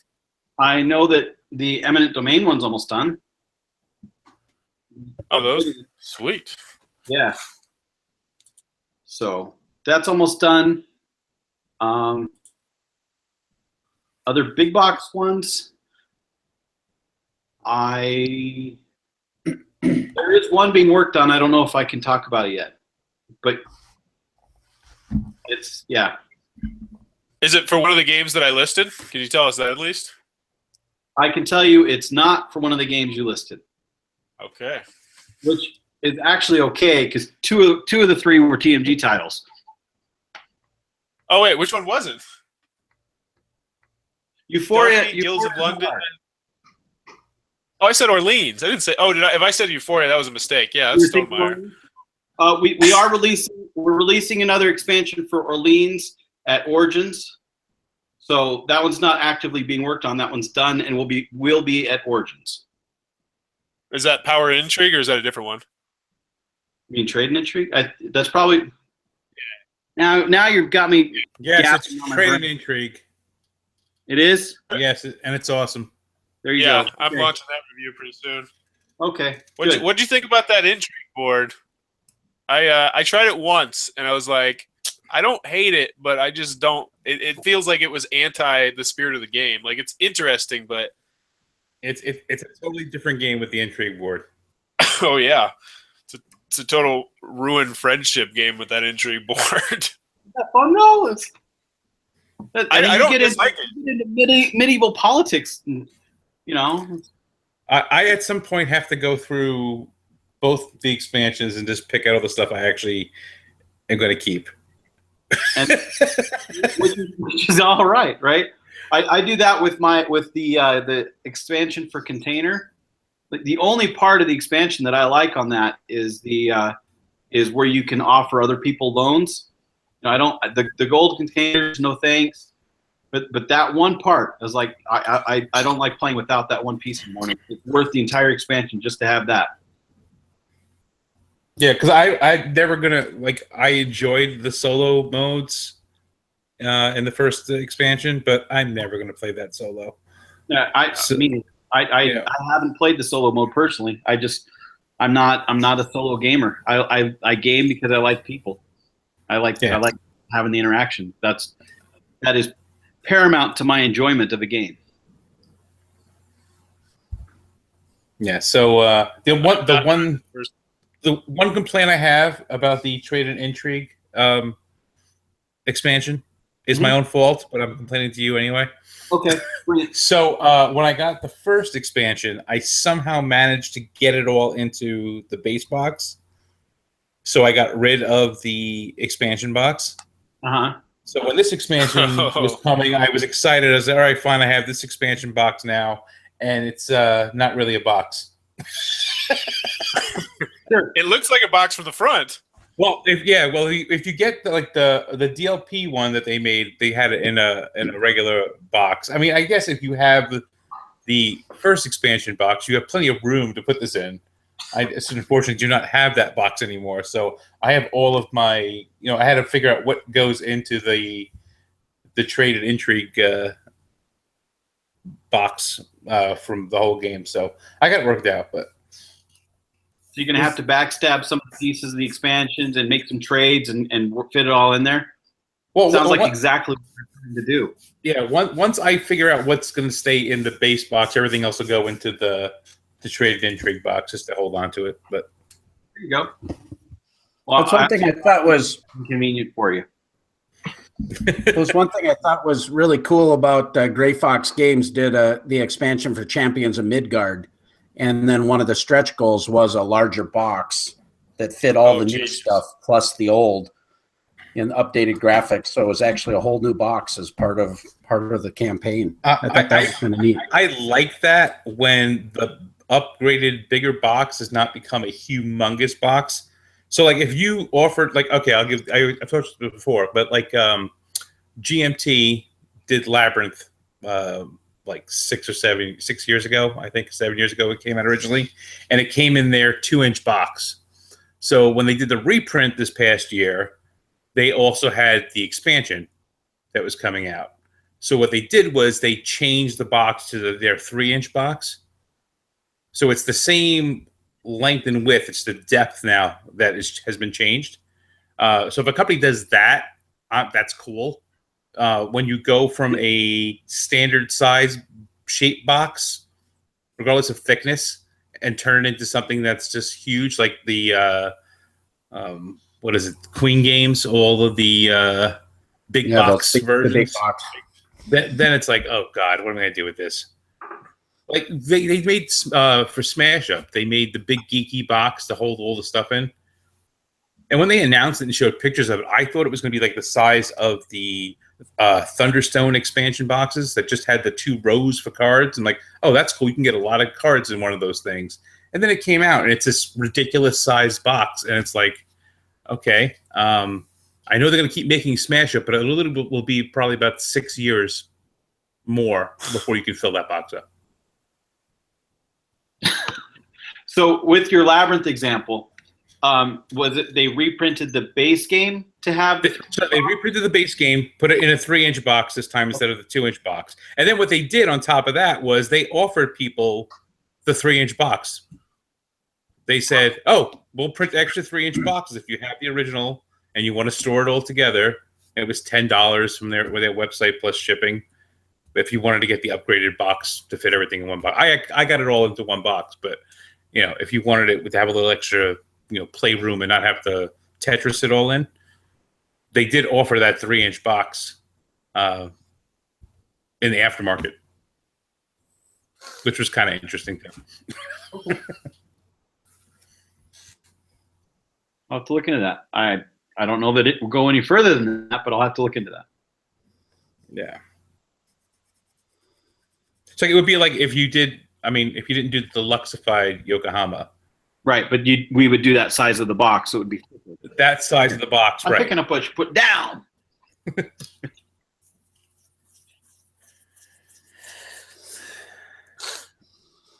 So at what point, Daniel, do you give the beard back to Michael? I don't know. What? You never were both bearded at the same time. No, it's not true. In Japan, we were. Michael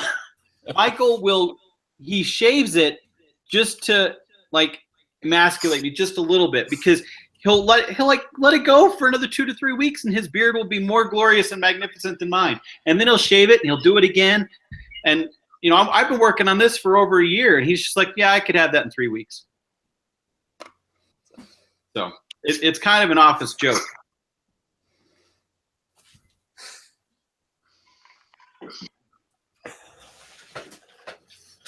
I'm not sure how I feel about it, other than I think it's a little funny.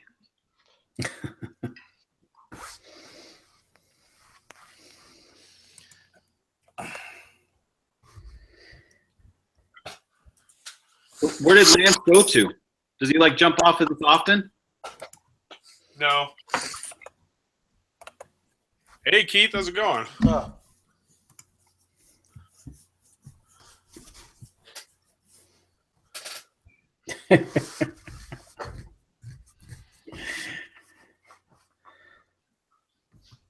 Hey, see, nobody knows how to talk when Lance isn't on here. We just don't know what to do without the poobah in here.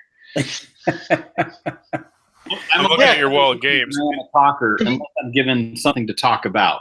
Kabuki Kid's got it. Is talk about the SDJ nominees, which that's not a bad topic. We talked a little bit about last week about what we thought might be an SDJ nominee. I got one nominee correct for the Kenner and one for the Spiel, and one of my projections was on the recommended list for each as well.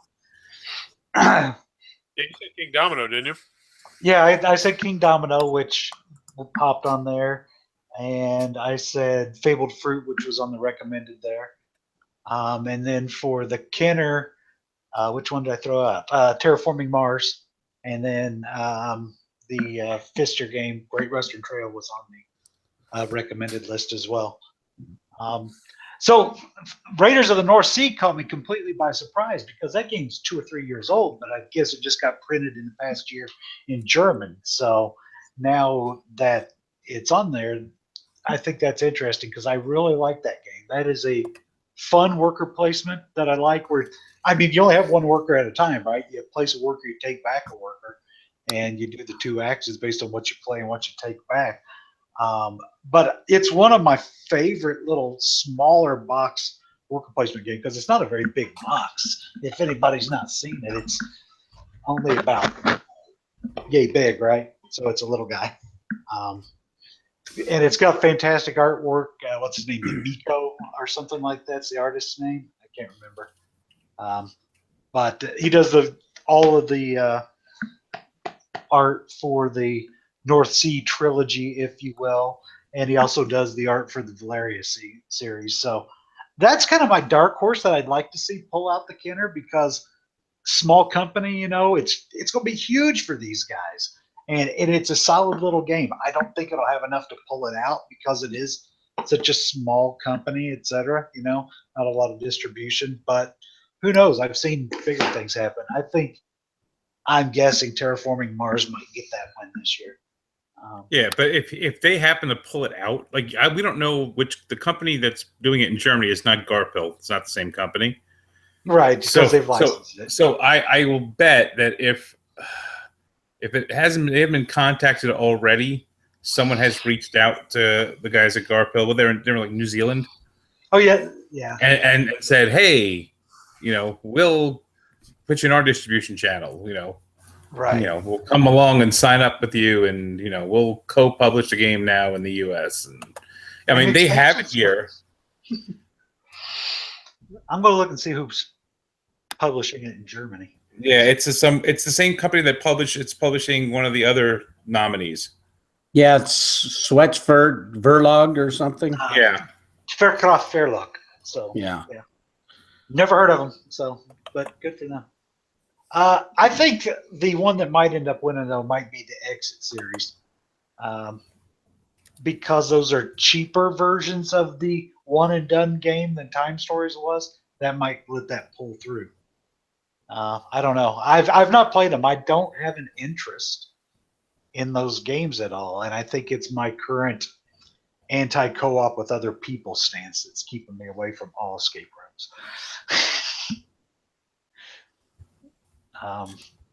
Then I don't know. King Domino is a good little game, but it's such a little game. I don't know if that'll get it. And what the hell were? Oh, there was a Reiner game, which there's El Dorado. So they now, has Cathala ever won the Spiel? Because I wonder if that might sway them towards King Domino. I don't know. King Domino is. I mean, there's a lot that.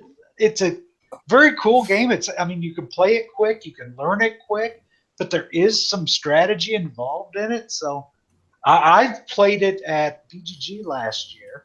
I saw it. I'm like, what's this little game? I've heard of it, and that's right when it's coming out. I was like, that's a cool little game. I think I'm gonna pick that up. And I ordered it $15, right? And I was like, I'll get that. And I just keep hearing people talk about it favorably. It's so accessible, but it's still a good game in a small box. I love it. I think it's fantastic. Like you say, it's so accessible, but there's a lot of strategy in that game. You've got that tile placement aspect, and which way am I going to go with it? Am I going to stay within my framework, my 5x5, and then trying to get those extra points, and which one are you going to take? It's that mechanism of, am I going to go and get my first choice so I have the pick of the litter, or I'm going to take the best one and then have to go last? And so it's got that tension, and that's what's really fun about that game. And then I've watched some plays of Magic Maze. I understand how it works. I'll tell you right now, it's not my kind of game. One, co-op with other people, which I'm against right now for some reason. And two, timed games. Timed games just stress me the hell out for some reason. And I just get agitated. I'm finding I'm really having issues with timed games. And so I put this kind of in the same category as like Escape Curse of the Temple, which when I first played it, I thought it was cool, a co-op game, live play, all this stuff going on. And then it just turns into a cluster, and I just get frustrated and agitated, and I don't want to do it again. It's like I'll play Captain Sonar was the same way. You've got this team-based game, real time, and there's just too much chaos, and it just irritates the crap out of me, which is weird because I'm an agent of chaos most of the time. So I don't know, but the people that I know that have played Magic Maze really like it and played a lot of it when they've got their hands on it. So, who knows? I mean, they're all good choices. I'm not going to say anything. The one I don't know anything about is Knizia, because I historically haven't liked many Knizia games. But there's a couple on the recommended list for the other categories that have been out. This is the thing we talk about, like being surprised with Raiders of the North Sea. But there's a couple, I think, I found the Kinder that came out like 3 or 4 years ago. Yeah. Well, I thought it was pretty cool that Ice Cool's in the running, right? Because that's a cool little game. I like it. I mean, it's not great, but it's a great little thing. It's fun for a dexterity game, but it's not a great game, Has Yellow won a Kenner at all? They have such great art. I'd like to see something nice go through for them. I don't know. But the thing about Yellow, too, is Yellow does a lot of stuff in Europe that they don't do here. Right. Now, the Mysterious Force did come out here, though, because I saw that. They do stuff there that they're publishing for some company somewhere else in France and Germany. I thought it was interesting, like Clask, that we see in Target here was recommended for the Spiel. And I don't know anything about the others on there, really, for the most part, other than Fabled Fruit. And, the Grizzled, which is, a couple years old, was on the Kenner recommended list because I guess it just hit Germany. Big Book of Madness is Again, it's a co-op game, so I have that aversion again. But I actually like it. I've played it a couple times and enjoy it. It's a neat type of game. Then, like I said, Captain Sonar I think is good, but it stresses me out. So I can play like 2 games and I'm done, and I don't want to play it again for like a year. So the awards are always interesting to watch, but who's going to win? I don't know. I want to see Raiders win. I don't think it will. I think it'll be Exit or Terraforming Mars. And I'd like to see King Domino get it because I like the game. But that's one of those things. Just validate what I like, not something that really matters to me. I always get a little frustrated with the Spiel des Jahres because it seems like half the games that come out on it, they're not available here. When the game came out, that was listed, and I'm like, what is this game? I was always frustrated because you don't always have access to them until BGG Con.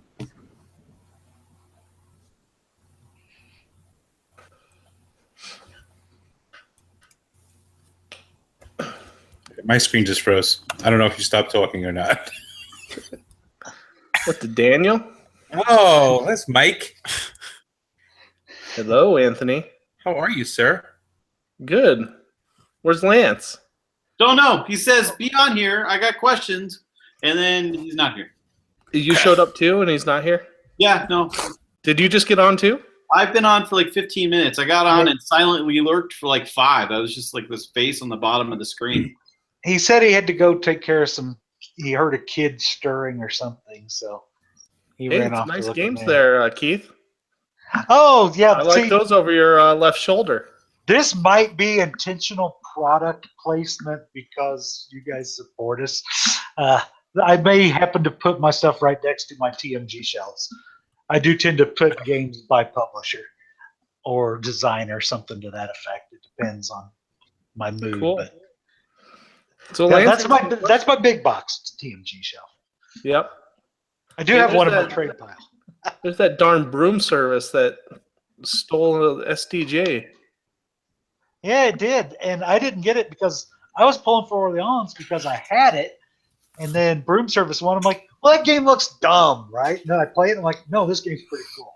And so I actually like it. Okay, I've never played it. So. It's an interesting little game, and I can't describe it to you to save my life on how to play it because I'd have to crack out to play it. But when I've played it, I've liked it. So cool. Hey, everybody. Hey, there's Lance. My son woke up. I had to go and get him situated. So sorry about that. Did that involve a club? Go back to sleep. Hold on one second.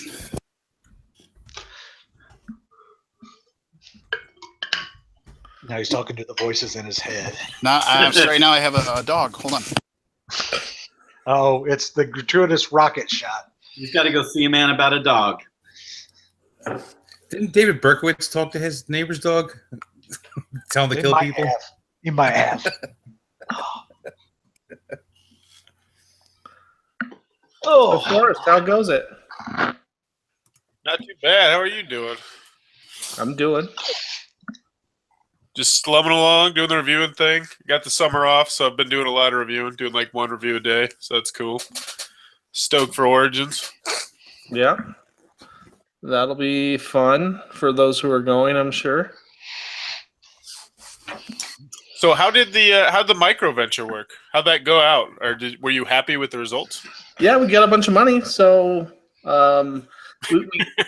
we got a bunch of money to do some things, and we didn't get so much that we had the opportunity to be stupid. In fact, we got an amount that forced me to figure out how to be smarter.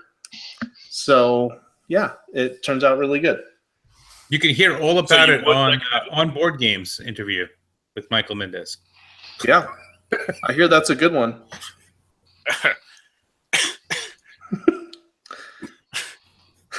Hey, how are you, Kevin? Good. Good. Anthony, when are you going to have me on your podcast? Soon. Invited. Soon. I had Lance on not that long ago. I got to space out the TMG people. Well, there's so many of us. Well, Lance is like 3, so. He certainly talks enough for. I know. Not because of his size, because of his talking. Does he get to go to all the TMG meetings, or just the ones where you want to be, or just the ones where you don't want to talk? No, he can go to all of them. We actually don't have very many meetings I love Lance. because if we brought everybody together, then it would be like, yeah, Lance, thanks for that. Oh, never mind. Hey, buddy, how are you doing? Well, what is everybody making fun of now?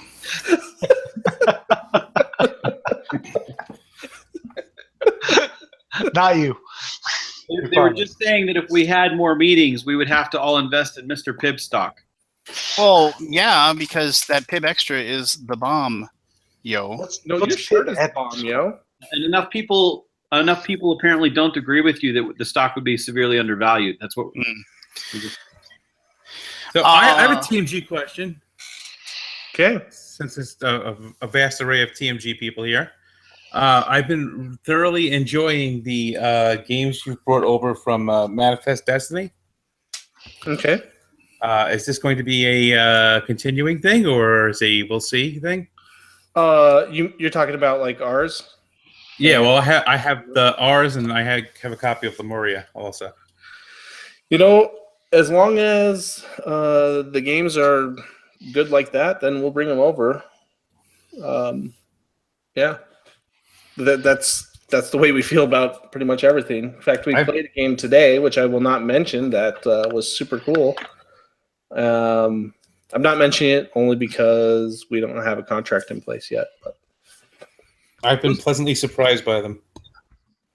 Yeah, and are they both designed by the same guy? Yeah, same guy. He's kind of like Daniel, is he? Simon put it? Mad scientist or something like that. Yeah. Is he Manifest Destiny, or he's just the designer that they've contracted? Kuro? Yeah. Kuro is the guy. Oh, okay. Yeah, he's pretty much it. Yeah, and he makes like he if he wants to, he'll make 6 games to release at the next game market. All right. And you know what I like the most about them, and it's just odd, is the amount of game that comes in that size box. That's what I like about those two as well. For example, I like ours. I had played. I don't remember. Did I play ours before I played Coal Baron? I played I think I played ours before I played Coal Baron, and then I played Coal Baron. And I said, "What is all this other stuff for?" Because the mechanic of operating the game was mostly the same, and that's where for me, that's where the interesting decisions came from. Yeah. I'm not the biggest fan of that style of art, but I like the game enough that it doesn't matter. Sure. We sold plenty of that game at PAX South because of that kind of art. So. Yeah, no, I know it's a lot of people that like it. I just I don't hate it. I just not like ooh. So I guess because there's so many games that come out with that style of art that are not good. Well, not that there's not good. They're just like what was the game that came out with like the sexy nurses? Dynamite Nurse was the name of that one. And like that was that Japanime who did that one? Yeah, probably. And it was a pretty standard deck building game that just had a bunch of half naked ladies in it. Yeah. Kanto Kore? Was that one? Kanto Kore is the other one. Same type of game, just just kind of mixed it up a little bit, if you will. Sure. So, there's one right now kind of like that. That's not a bad game either. It's dang it, I can't remember the name of it now. It really made an impression on you. Daimyo Falls or something like that, I think it's called, or something like along those lines. Same deal, pretty cool little deck building thing. I played it. It was fun. But once again, a bunch of half naked chicks, just in the things, so, and, but that's really indicative of that type of, that area or whatever, that art, that genre, if you will. It's not everything like that, but there's more than a fair amount of it, if you will. So, yeah, there's that then. Cool. So anyway, have you been talking at all about your trip to Japan, boys? Did you mention anything? No, we were waiting for you. Like I said, had questions. We didn't come on and go. So I went to Japan. I ate all the ramen. They have no more noodles in Japan. Yeah, look at Daniel. He ate all the ramen. I did. I gained 5 pounds and walking 11 miles a day. It felt like. Yeah, I would. That ramen restaurant that I agree had fantastic ramen. And like the first full day I'm in Japan with Michael last year.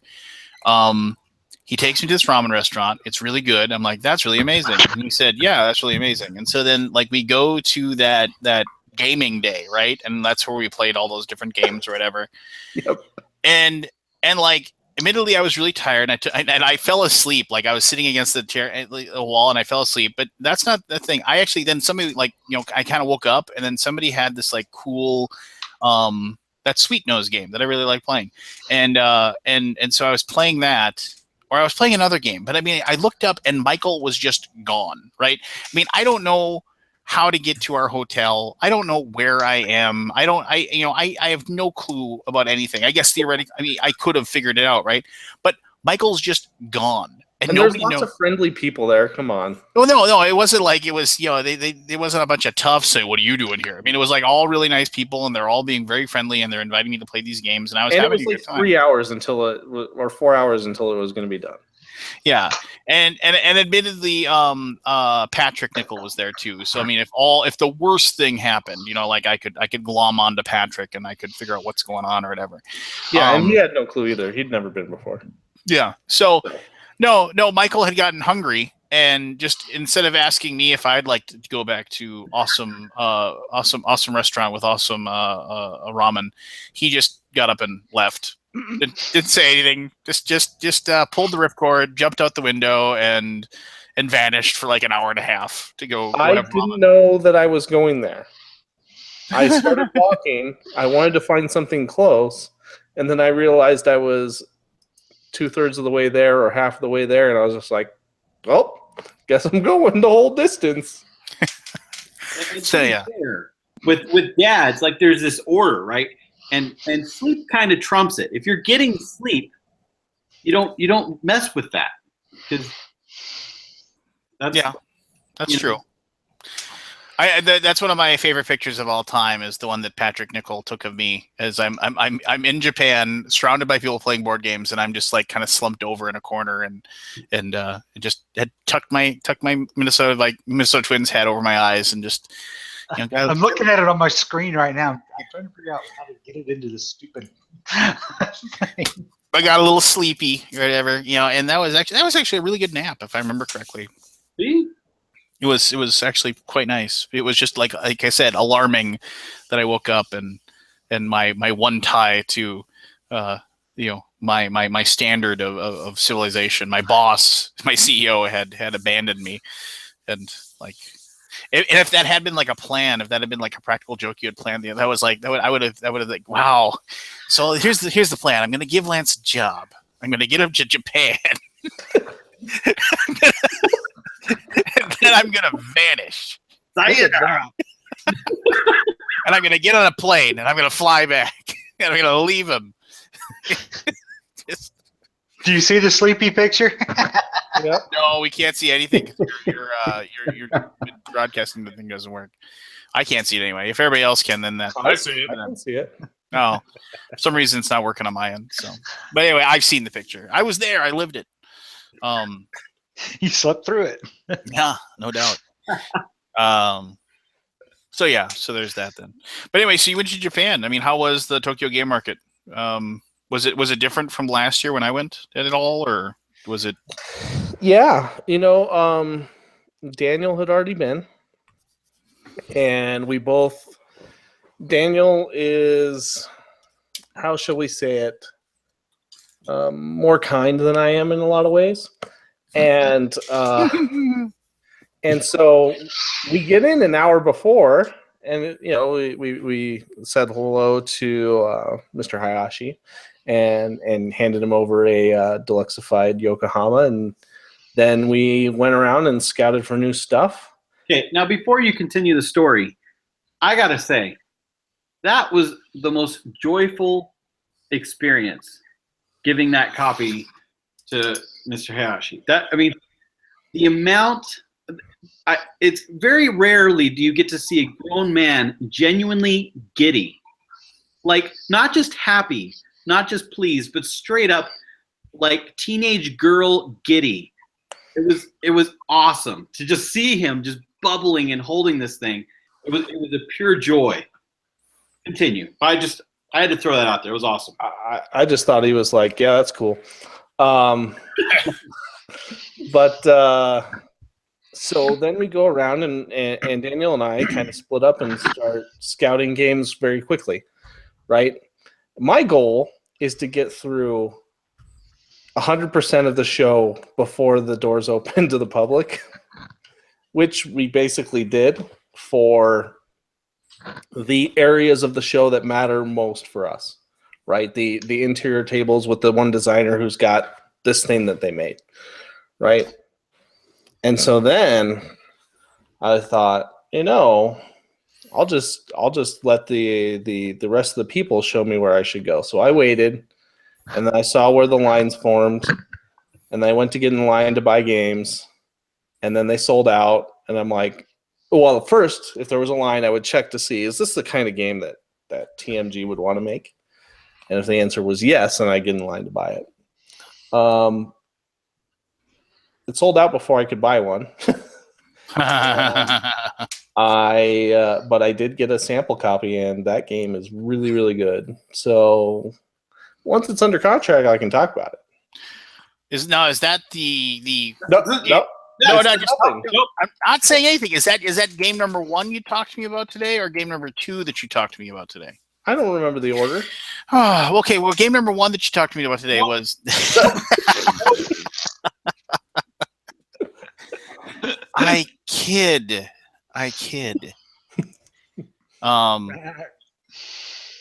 Yeah. So okay, cool. Well, I mean, so that was a good strategy. And then because we had already seen all of the show, in the first hour, pretty much, because we went rapid. A lot of the games that are made for that audience are small trick-taking games and a lot of things that don't make sense for TMG to do. So it's very easy to go through and just be like, and just say hi to each designer, each person, and be like, this game looks like something that we would make, maybe. Hand over some money, buy it, get a business card, and move on. I was surprised how many games I recognized from previous times there. That if I was surprised by anything, that was that, right? Like, there's a lot of designers there that seem to have their baby, and they just kind of keep pushing that one. Like, and I say a lot. Like, there's a lot of people there, so probably not as many as I make it sound to be. But I was personally surprised with how many games I recognized from previous visits. They have like 400 designers. I know. I'm saying it's a lot. That's a lot. Yeah. Maybe I shouldn't have been. And after I've been as many times as you, it won't surprise me. So I mean, besides Tokyo Game Market, you guys are gone for a while. So what else did you do? We went elsewhere in Japan. So because I go there fairly often, and I think it would be good for my kids to have the opportunity to go, then I wanted to see more than I typically do. So went to Kyoto and Himeji and Hiroshima and Nagasaki and saw other things. And yeah, that'll be a good leg for taking with kids and whatnot. So what you're saying is you into like more touristy things instead of just game things. So if I'm following you correctly, I wouldn't call Nagasaki touristy. Educational. Educational. There you go. Well, no. I mean, because there was like nobody there. Ah. It wasn't Japanese. There was no. It's quite a distance. It's quite a different distance because the Shinkansen doesn't run the whole way. So what would take you an hour and a half if the Shinkansen ran the whole way, which is the super fast train, then it takes 4 hours to get there from Hiroshima.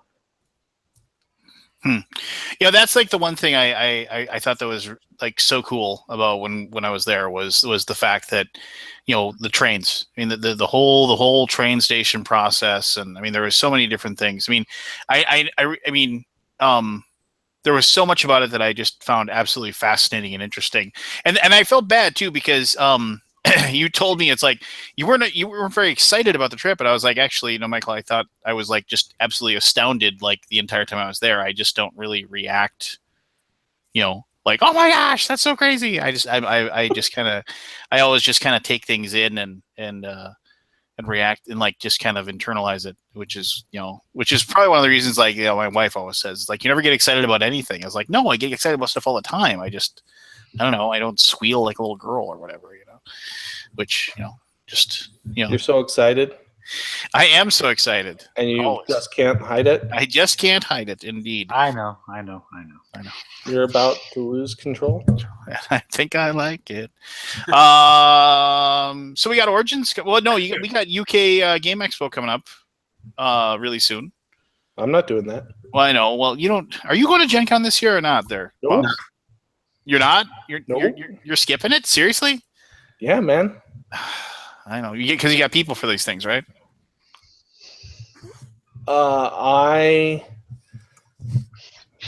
Daniel, help me with the explanation. In order for TMG to properly grow, Michael needs to disengage from different portions so that we gain the confidence and capability to do things on our own.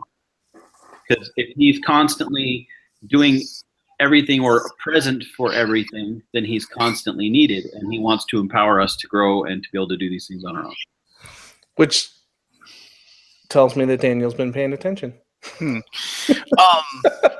That's a good way of saying Michael just doesn't want to go to conventions. There's that as well.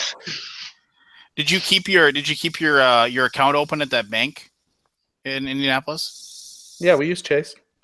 Okay, I didn't know, because who am I going to walk with to go do deposits then? Is it gonna be Daniel? Probably. Cool. You should walk with me. I get an armed guard. No, it was well, yeah, technically, yeah. I mean, it was fun. It was fun to like play the Price is Right game as far as how much the deposits are going to be each day. That was fun. Not that anybody really won, but what are you talking about? I got right on the money. Well, because you were Bob Barker, so I mean it's tough. It's you know, like when you had the number in your pocket, you know, it's kind of easy to have the guess or whatever when you have a pretty good idea. So, hey, this is really cool. We got both Daniel and Michael here. We could do before and afters. I mean, like, and they could play. Anthony, do you have your before and afters? I do. Okay, do you guys know what before and afters are? No. No, but I'm going to pee before we play. So don't explain it yet. Like, talk about something else. I'll be right back. Daniel drank some water in the last 30 minutes, so he has to pee. Lance, I can't believe you just told tens of people what two people they should look for to rob at Gen Con. Well, they'll bring it. You know? All the tens of people. Yeah. So, tens of people. Well, no, and the best part is that like what? It's like they got a 1 in 50 shot of actually doing it at the right time. The other times we're heading to the super secret subway, you know. So it's just like it's all right. You hand it over. Okay, here's my meatball sub. Just like, hope you enjoy. I got the Italian urban cheese bread. That's really tasty. I didn't get it toasted this time though, so Might be a little dicey. Committing a felony for $800. What? Seems like a bad idea. Yeah, it does. Oh, hey, since I have the CEO and president here, Forrest, is it 3 people you got this year for Gen Con? 3 people in the crew. All right, so that's remember that's Forrest's sponsorship fee. We hook him up with a badge. Whoa! I thought we hooked him up. No, I'm just messing with you. Yeah. So. All right, so what's this before and after? How does it work? All right, well, Daniel, let's set the command. So basically what it is that Anthony is going to give a clue, and that's going to be like a single sentence, and it's going to like combine 2 things that are going to have the same middle. Okay. So, like, example. When I was so confused. So like, let's say this. A Margaret Weiss and Tracy Hickman wrote these books about a long-winded board game reviewer, and you would say Dragon Lance Meister. See, because the lance is in the middle, and you see what I'm saying there. So so he gives a clue. If you think you know the answer, where does the dragon come in? Well, because Dragon Lance was the name of the books, and then and my name is the middle part of it. Do so your other one. Okay, well, so like, no, I get it. Yeah. Let's go. Okay. So, but if you think you know the answer, you don't just blurt it out. You have to blurt out your name first, and then Anthony calls on you, and then you get to try to answer it. Okay. With only me and Daniel are playing? No, all of us are playing, and the only person that knows the knows what these have is Anthony. So, okay. Anthony, how many you got? 10? Yes. All right, so we have 10 before and afters, and this is just for fun. This is our warm-up trivia round before we play the super tough trivia. So if I don't win, Lance. All right, so Anthony, take it away. And could I have these in Al Pacino voice? No. Wait, isn't that Anthony's everyday voice? I'm changing my first one because that's sort of a better one. All right. Okay, ready? Yeah. Let's go. Number 1. Wake me up before you go to the Tokyo Games Fair. Keith. George Michael Mendes. That is correct. Very good. I was like, Wham, what? Yeah, I was thinking Wham too. I was like, how is Wham gonna like fit into like really? Wham? I thought of Wham. Wow, I'm special. Wake me up before you go. Oh, leave me hanging. Name the other guy in Wham. The other guy. George Michael. No, shut up. George Michael was the other guy. Not George Michael. All right, next one. Martin Wallace lives with a bunch of little creepy guys.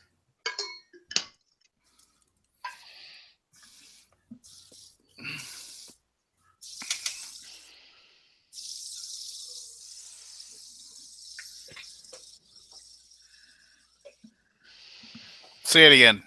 Martin Wallace lives with a bunch of little creepy guys.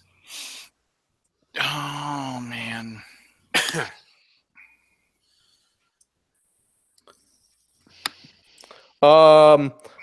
Michael. 10 Acres of Snow White and the Seven Dwarfs. That will take that. It's a few acres of Snow White and the Seven Dwarfs. But yes. 10 acres like of I know what the close enough. name is, please. 10 acres of snow. Hey, that's a few. That's Michael, quit embarrassing me. 4 acres of snow. Yes. Oh. Okay. Famous World War II battle to measure liquids in the lab.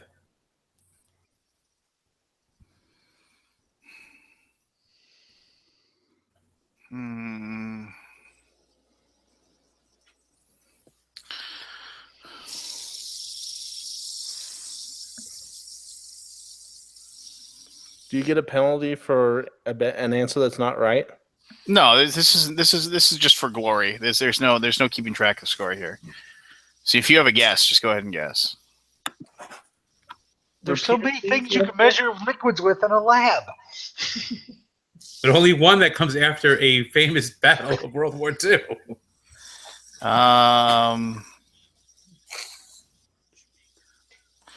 What the hell? Why can't I think here? Hold on. Is it like test tube? But I mean, test tube. Like what battle? Okay, I'll give you a hint. It's an Eastern Front battle. Yes, clearly. Oh, Keith. Keith. Battle of Stalin graduated cylinder. That is correct. Oh, jeez. Oh, I had the wrong one. Yeah. I had the wrong battle. I was like, I was like Battle of Kursk. Battle of Kursk pipettes. The bulging flask. Battle of Kursk beakers.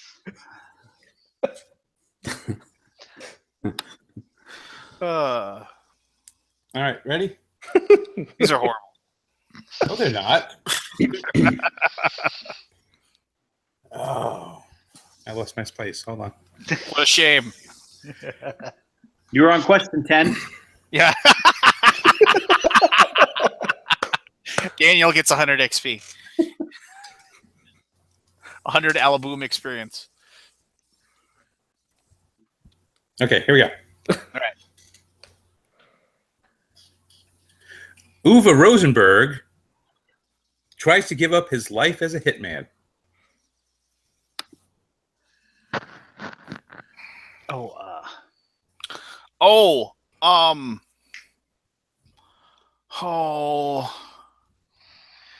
Give me Uwe Rosenberg.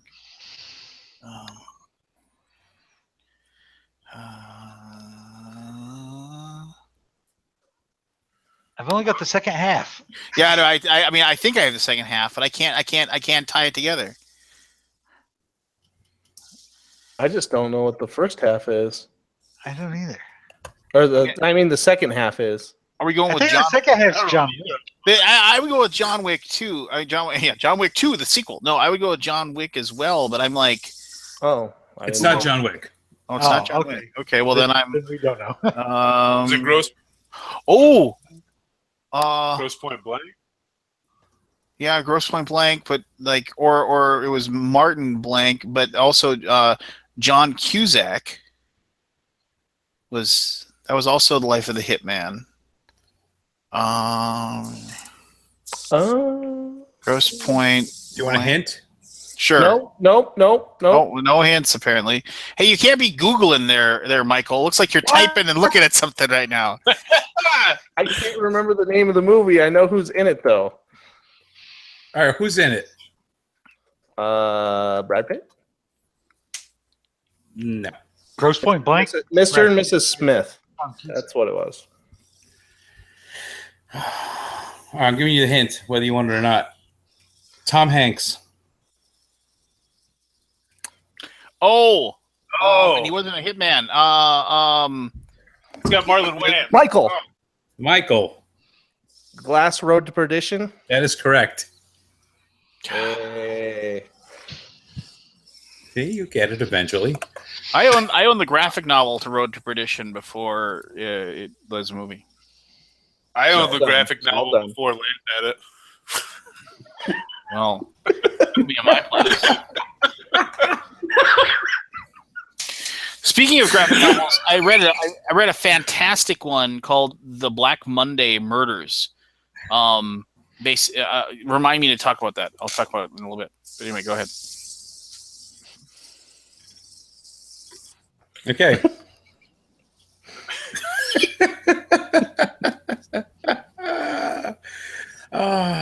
Was that your Burt Reynolds impersonation? No. All right, ready? A famous Macedonian escapes a club fire.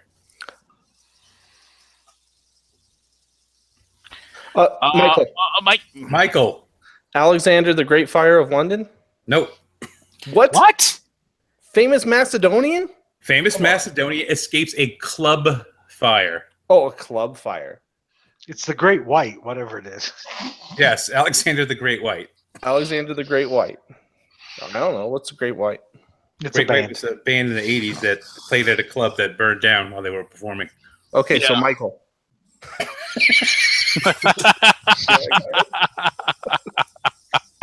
No one officially guessed the It right doesn't work like that. No one guessed the right answer. Michael. Michael, All right. go ahead. Alexander the Great White. There you go. Way to go. Way to go. Pulled it out of nowhere. Way to go. All right, ready? I only want to be with this John Cleese film. That's the hint? Shit. Michael. Michael. Real Big Fish of Wanda? Fish? No, never mind. I don't know. Fish called Wanda. Yeah, that's not. There you go. I only want to be with you. That doesn't even make sense. Hootie and the Blowfish. Only want to be with you. Yeah, Hootie and the Blowfish called Wanda. There you Michael. go. Hootie and the Blowfish one. I was going with that, like, that weird, like, what was Bay it? City Rollers? I only want to be with you. Bow. We're almost done, Daniel. Don't worry. Oh, yeah. as Daniel said, that was number 10, right? Daniel, you'll get one. You'll get one. I'll send it to you on Slack. Make sure you have that open. It is open? Okay, cool.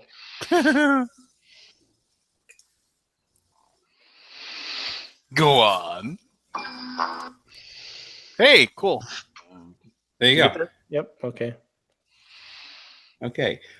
March to the beat of a different drum and find out everyone's scores.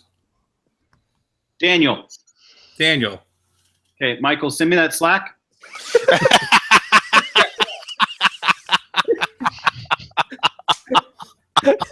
He had me going. I was like, oh, cool, he got one.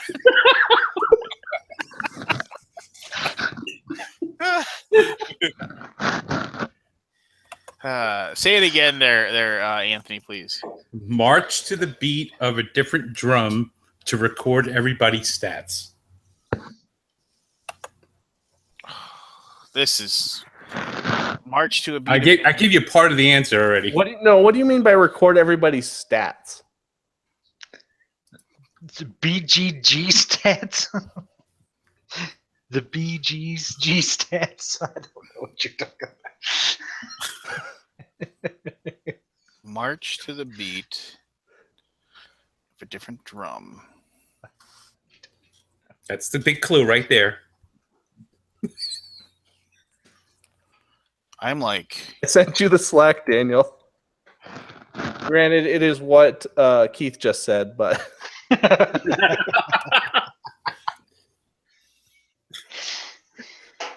BGGs. I'm surprised Mookie Kid hasn't gotten this one. She's on a delay. All right, I'm calling this one. call it. What was it? It's Linda Ron Statistician. Oh, okay. Well, I mean, that was my next guess. Linda Ronstadt. Come on, I'm 35. Forrest is like 12.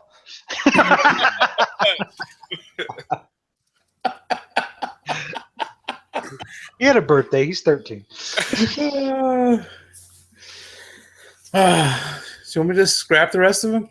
No. Well, I mean, are Bring they it all on. this easy? Because if so, I can't help No, it if you're uncultured. oh, Nope, you can't help that I'm uncultured. come on, let's just power through these. Let's go. All right, fine. Okay, ready? 10 acres of snow.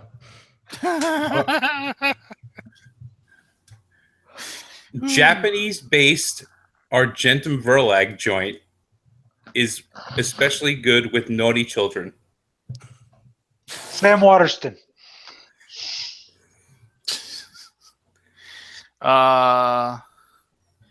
Lance, Lance, your nanny. your nanny what? I don't know, like especially good with with naughty children. Yeah, nanny nocho nada.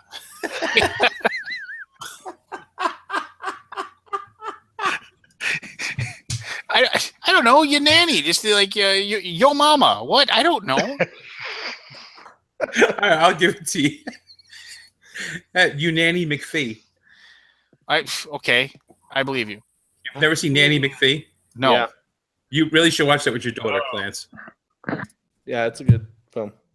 Oh, I have seen that. I just when she looks all weird, and then like she gets and then she deals with naughty children, and then when they then no longer need her, then they no longer need her, then she goes away. Yes, Mary Poppins. Well, yeah, maybe, sure. That was number 10, right? Yes. No, that wasn't number 10. There's like 2 or 3 more. You blew it. No, those are good. Let's get to initials. Yeah, that was really good. I appreciate you taking the time to put those together for us. So who won? We don't have a winner. We don't keep track of the win for that. That's just 3.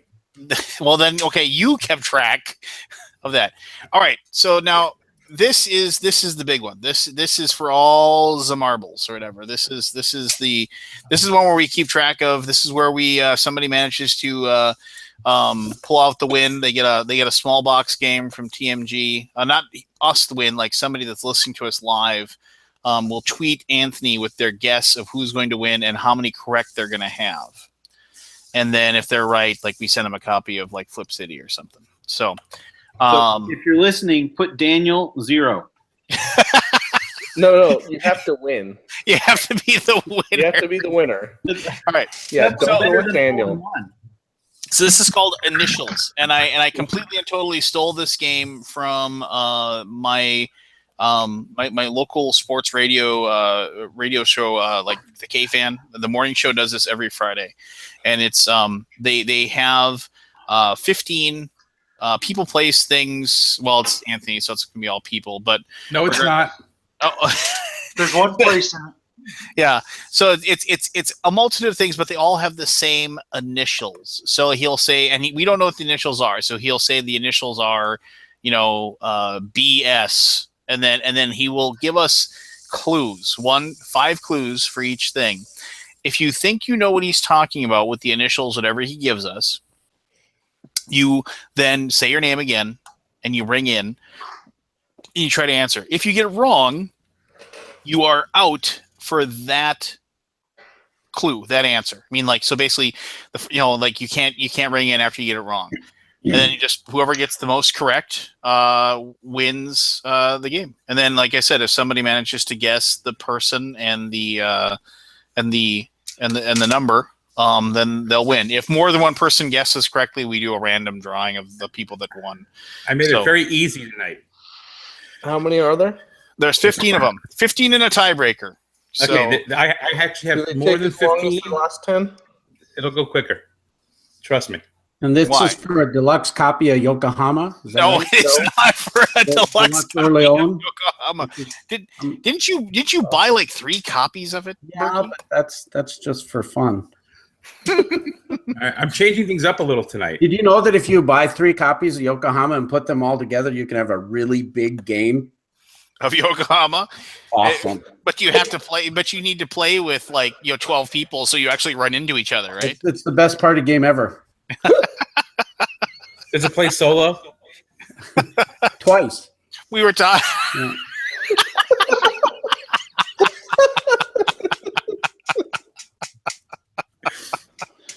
Yeah. All right, so once again, Anthony can't just leave the game alone. He has to mix it up with something. So what I'm mixing it up with is because I always come up with more than the number that we need for the game. Mm-hmm. So what I've done is I'm going to actually roll a die in between each one to pick what the next one is going to be. Interesting. So there you go. What are the initials there, good sir? So the initials tonight... and Michael, no Googling. No Googling. There's no looking anything up. And no watching the chat either, because people in the chat give stuff away. So just, there you go. How do I get the chat? All right. So what are the initials? And see, this is a good time to like get a pen, get a piece of paper. So like when he tells you, start thinking of things with those initials, just so you can have them in front of you. No, All right. I don't want to do that. This is for 16-player Yokohama, baby.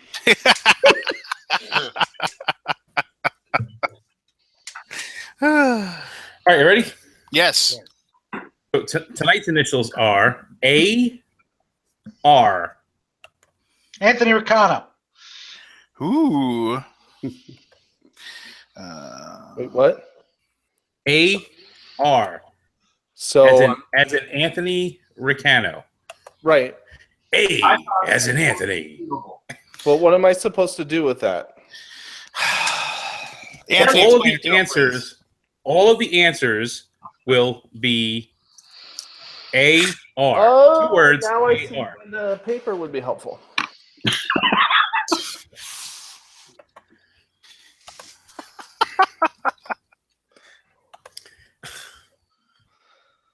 All right, write them down, everyone who is I'm watching. thinking. Oh, this is Ricano. so terrible. That's what I got. I got nothing. Come on. I got this. Anthony Ricano. Yeah. I'm waiting for that one to come out, and just like, and Anthony Ricano. Just. Oh, you people. You think I'm that vain? I can't not? think of anybody else or anything else. I've got 3 written down. Cool. Show me. I'll have 4. I've got 6. 'Cause I'm getting another copy of Yokohama. Right. And I doubt we'll go to the 5th clue on any of these. Okay. Because you've dumbed it down. I've dumped it down. Yeah, What like, he said is if he ever gets to the 5th clue, we're all morons. yeah. So basically, it's like clue number 4. The answer is rhymes with. All right. Can we get some things here? I've got my one person written down. rhymes with Anthony Ricano. Rhymes with Branthony. Branthony Bacano. All right. Ah. Are we ready? Yes. Come Yes. on, let's go. Let's do this. So, do you have a lisp or anything that I need to know about? So, like, could we have Antonio Rodriguez instead of I don't even know what I'm saying. I'm stealing that. Yeah, I'm stealing that. I don't even know who that is. Go, I win. Okay, we ready? Yes, we're ready. Let's do this. Number 1. Created by a German doctor in 2003. Created by what? A German A doctor? German doctor in 2003. 2000. Hmm.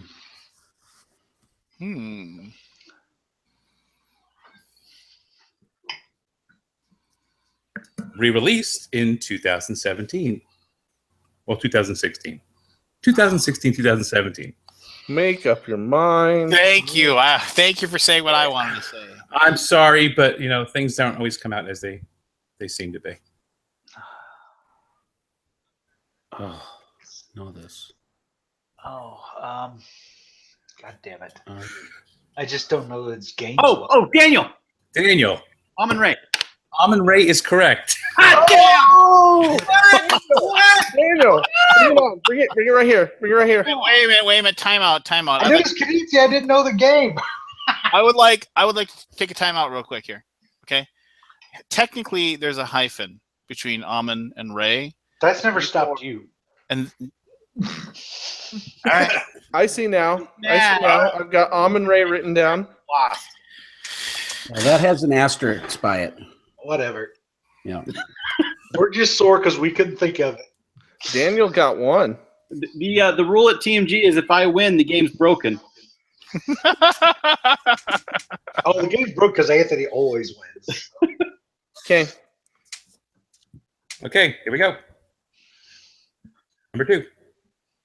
Established in 1963.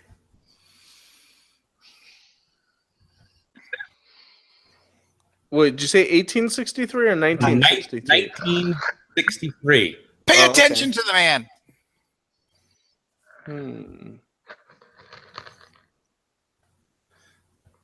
Although they have many writing credits, he probably has not written many of the things he's credited for. Lance. What?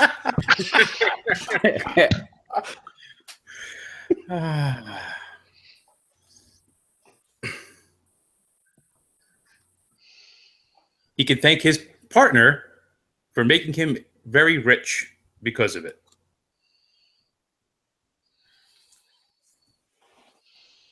Oh. What was that? Oh.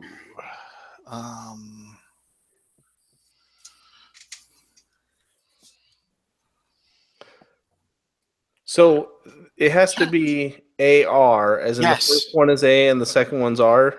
Yes, and it can So only be any two things. arcade wouldn't work. No, that would not work. Quit talking. You're screwing up. What was the first clue again? 1963. They were Yeah. born? Established. Well, whatever you want to call it, man. Why can't I think? I've established the sun. Commonly known as the other guy. Oh. Ew.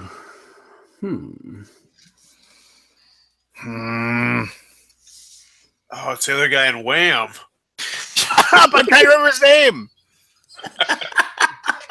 I know his first name, and I can't think of his second name.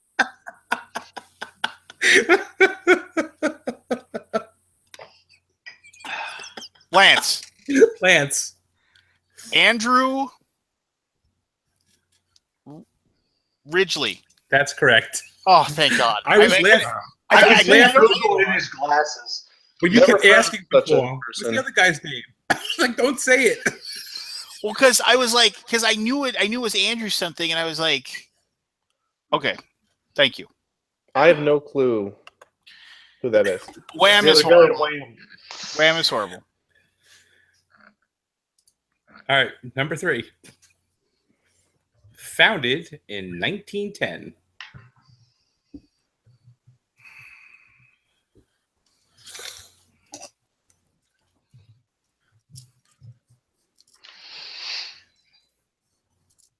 Built its first airplane in 1932.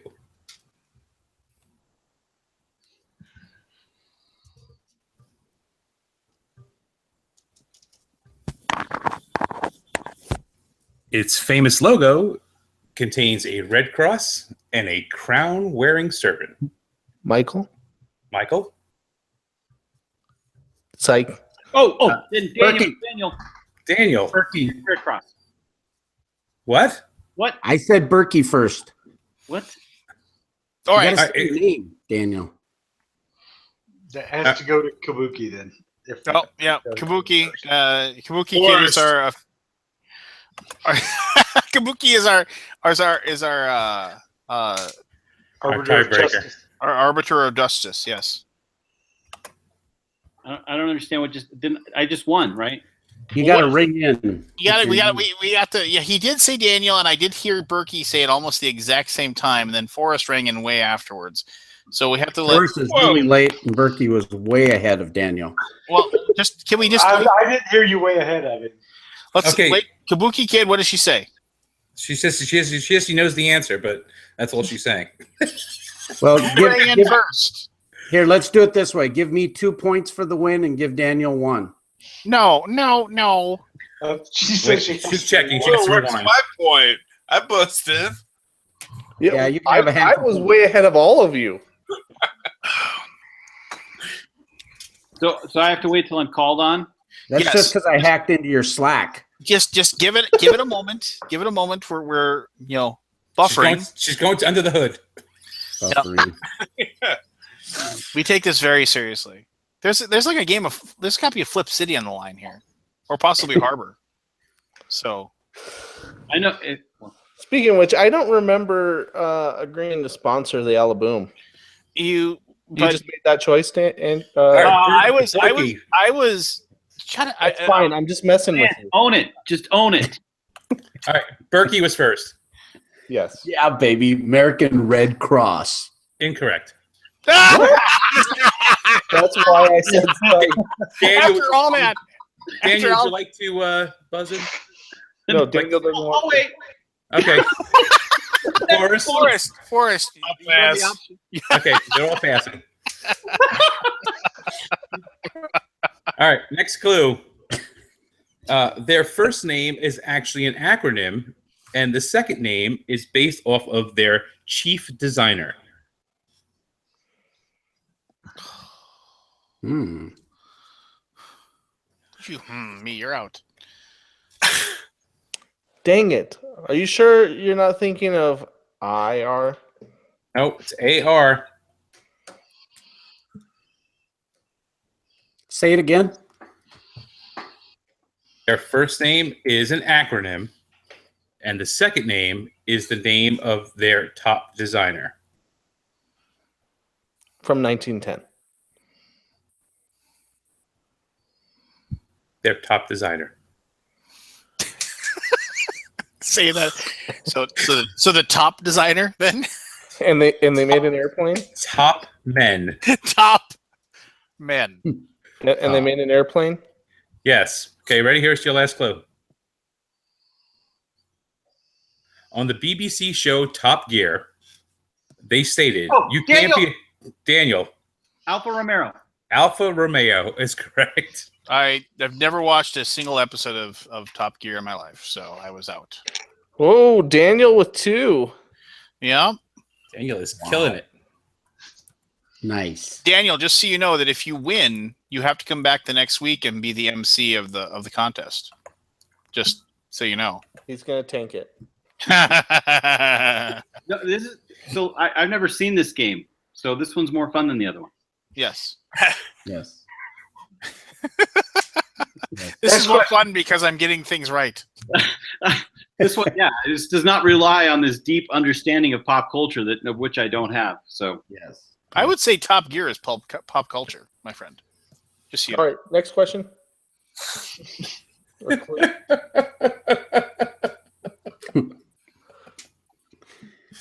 All right, here we go. Easy one. Born October 4th, 1941, in New Orleans, Louisiana. We're not doing Michael. He I can do can do what what I want. Michael. Michael. Anthony Mercado. Incorrect. Hashtag worth. I called you old. That's a joke. Has penned works in... Keith. Wait, let me finish the question. Okay. You first. Has penned works in Christian literature, erotica, and Gothic fiction. Keith, go ahead. Anne Rice. Anne Rice is correct. lame. You're lame. No birthdays. Remember, we stopped. We're not doing birthdays anymore. I didn't So get if I said she was established, If you say established in 1941, that's totally fine. okay, fine. What about born in 1941? If we're not going to follow the rules, then why have them in the first place? Fine. the rules of Let's it. kick him out of the group. One time. We've already had to do that once. Yeah. All right. Okay, you ready? Mhm. This one's all for you, Lance. Okay, so it's a wrestler. Ding.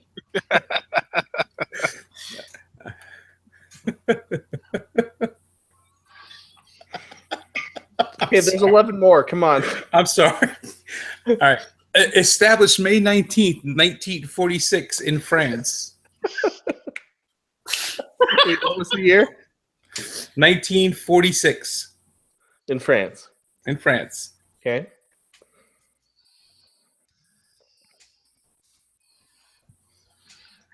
Was a good student, particularly in mathematics, but dropped out after the 8th grade since he did not think having a high... Keith. Andre the Giant. Andre Lance.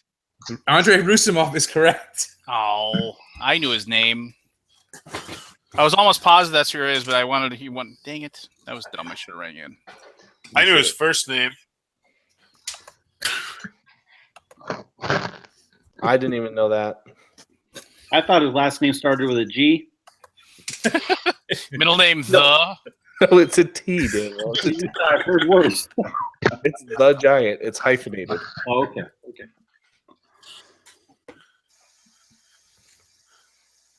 All right, we done? Here we go. Next Anybody one. want a peanut? Anybody want a peanut?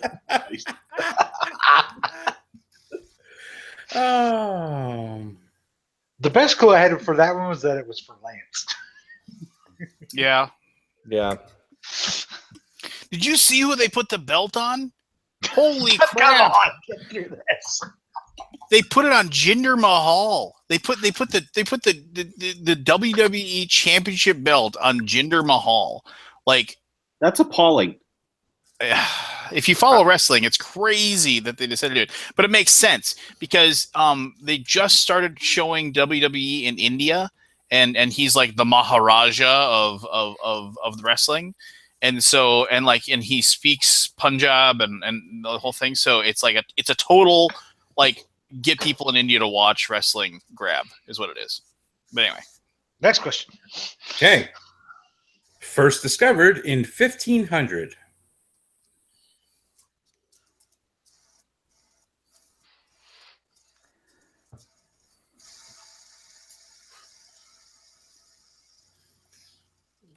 Has a mouth at 0 feet sea level. Lance. Amazon River.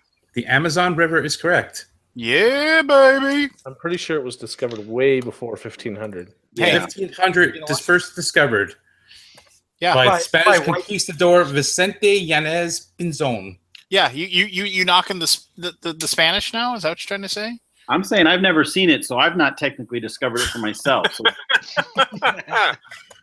Doesn't exist. not there. First discovered by Europeans. Sure. That's all that matters, right? Oh. Next. He's got to roll his die and pick his question. Oh, that's right. The rules again, screwing things up. All right, ready? Like write them on like index cards and then just shuffle them and then go through them quicker. How dare you question his? Because then he can throw him behind him after each one. Yeah, that's true. But only if he was on video. Yeah.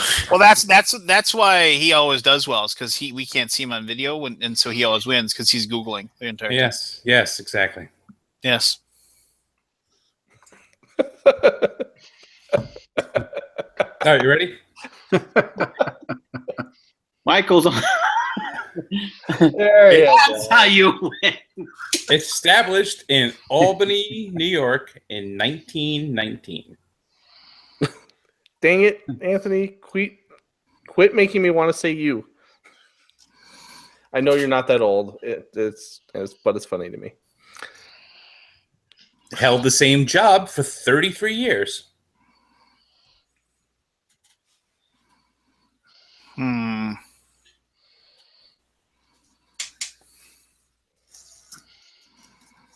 Lance.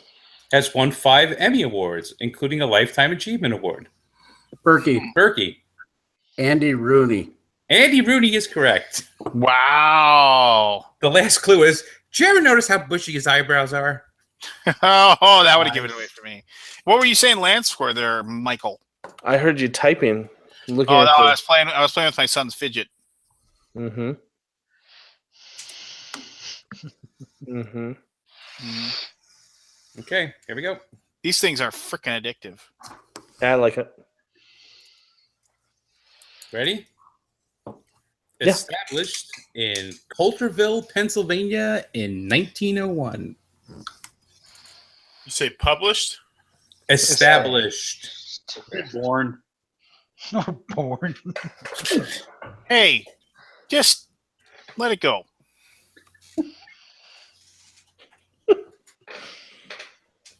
Oh, boy. Daniel, you're in the lead. True. He's tied for the lead. 2 to 2 to 2 to 1. That's right. Held 2 jobs with the same organization, one for 41 years, and one for 55 years, both concurrently. Wait, Keith. what? Repeat, please. Keith Barry Bunsen. Art Rooney. Art Rooney is correct. Give me a Steelers owner. Way to go. You just go down the Rooney Yeah, why column? don't you just serve it up to him? Why don't you?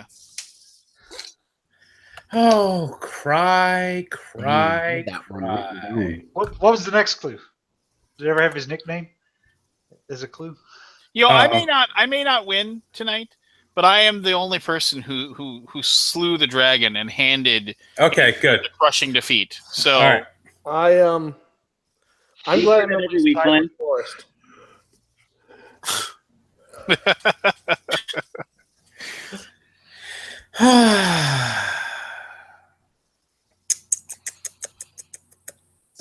Ready? Yep. Established in London, England in 1946. Keith. Alan Rickman. Alan Rickman is correct. damn it! I was sitting on that one. Are you kidding me? I'm blind. All right, here we go.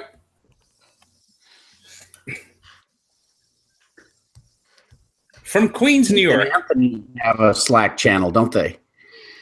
What? Keith and Anthony have a Slack channel. I'm sure they do. Yeah, that's what's going on. From Queens, New York.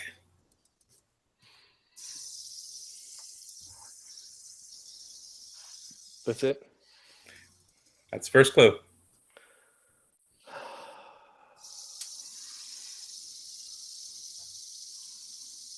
Holds the Guinness World Record for reporting for 34 hours straight.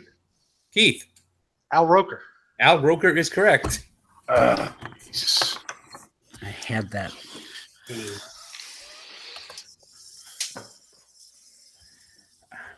Trying here.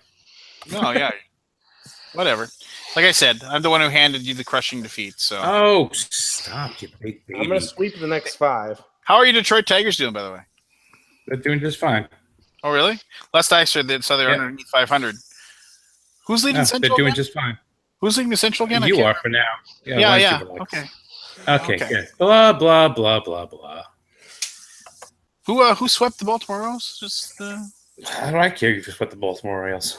I'm just saying that's how you put 3 wins together. That's how a winning team does it. Oh, yeah, like when we swept you. Oh, earlier really? this year. So exactly, what was your record again? You I guys don't know see that either one of you two were set of you both know stirrups. that you're not Where's actually my on the team. paint, Lance? It's in the mail. Okay.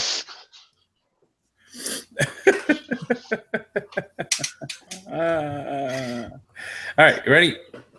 I'm working on being ready. I'm ready. Founded in 1968.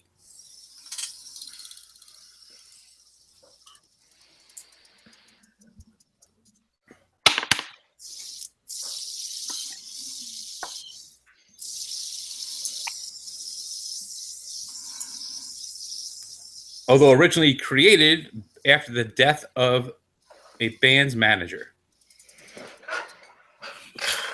Oh, I know this. Forrest. American Red Cross. Incorrect. The American Red Cross in 1968, yes.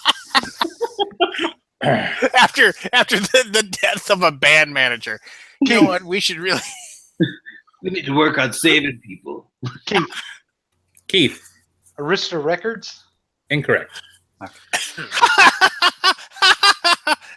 You got it wrong.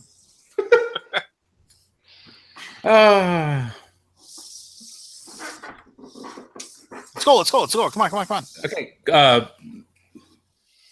Mary Hopkins, James Taylor, Badfinger, and Billy Preston.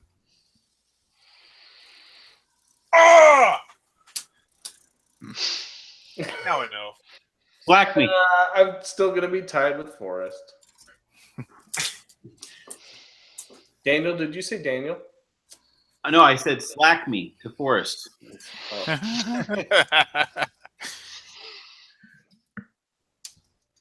A Beatles album with the same initials. Michael. Michael. Wait.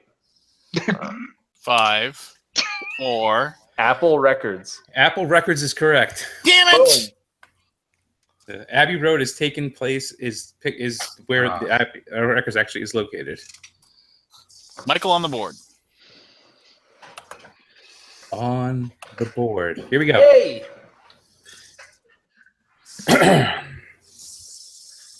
Who'd have thought it?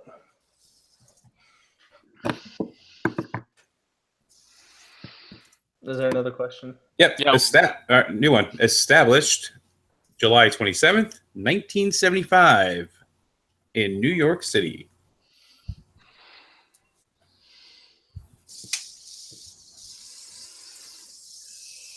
Berkey. Alex Rodriguez. Alex Rodriguez is correct. 14-time All-Star. 3-time AL MVP. Well done, Berkenider. All right, so Lance and What band is that guy in? Everybody with 2 can run the table and tie Keith. Otherwise, Keith. Basically, if anybody, if like Michael gets it, it's over. If Keith gets it, it's over. If Forrest gets it, it's over. Yeah, Forrest gets it, it's over. Woo! Kingmaker. But we play out the string just because there's a copy of Harbor on the line. And 3 copies of Jab. But And you 3 can trade copies 3 of Jab. copies of Jab in for 3 to 4-headed monster. Whoa. We have 0 copies of Jab. Oh, did you send them all to Anthony? Did you send the last copies to Anthony? No, we sold them. I know, but that was priceless when you sent him that copy. I don't even remember doing that. Okay, next question. Okay. Born in Cleveland, Ohio, to a schoolteacher mother and a father who worked for a pharmaceutical company.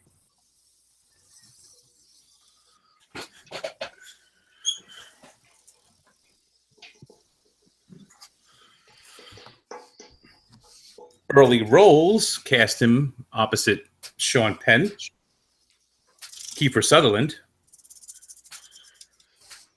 Forrest. Charlie Sheen. Okay, sure. Anthony Romano. I don't know who that is, but no. You're thinking Ray Romano. No, Anthony's his brother, right?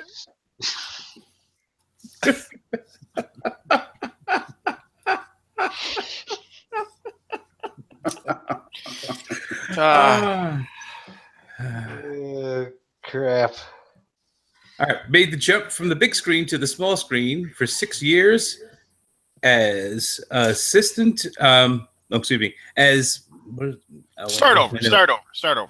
It made the jump from the big screen to the small screen, playing an employee of the New York City mayor's office. Oh my gosh, I know exactly who you're talking about.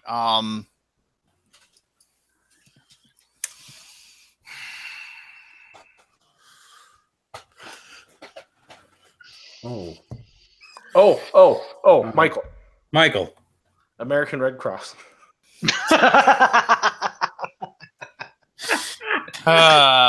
No.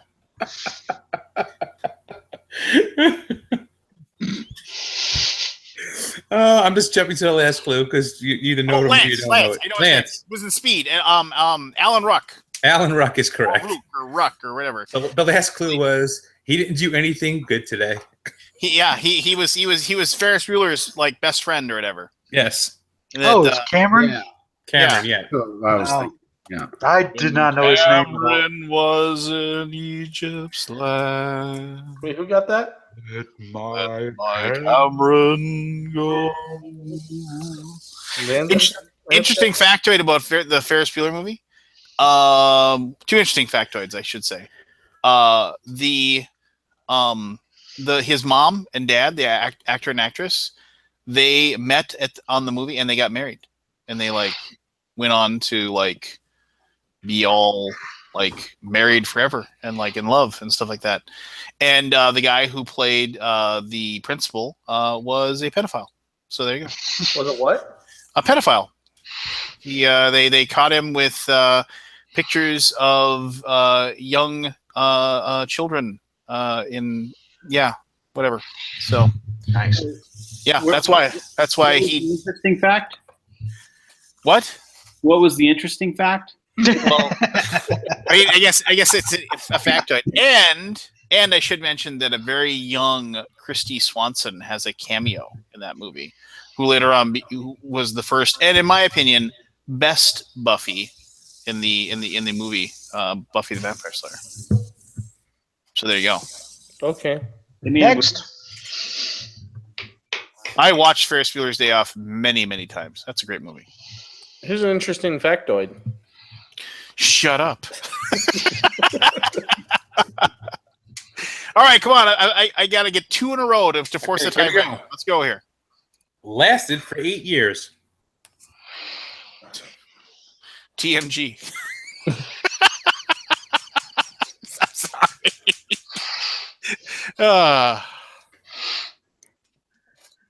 Michael. Michael. American Revolution. That is correct. Boom. Michael, Oh, nice. Michael, what are you doing, king making? I was sitting on American Revolution too. I had to beat Daniel. One more and I beat Daniel. That is true. We should all be quiet and let Daniel and Michael fight this out. No.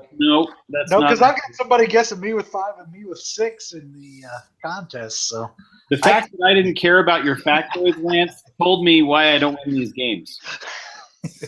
Fair enough. Okay, here we go.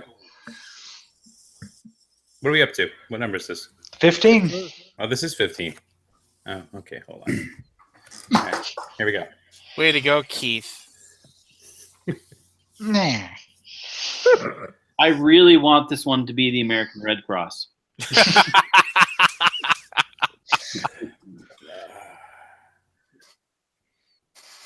All right, here we go. Established in 1971 in New York City. That's not what I wanted. Nope.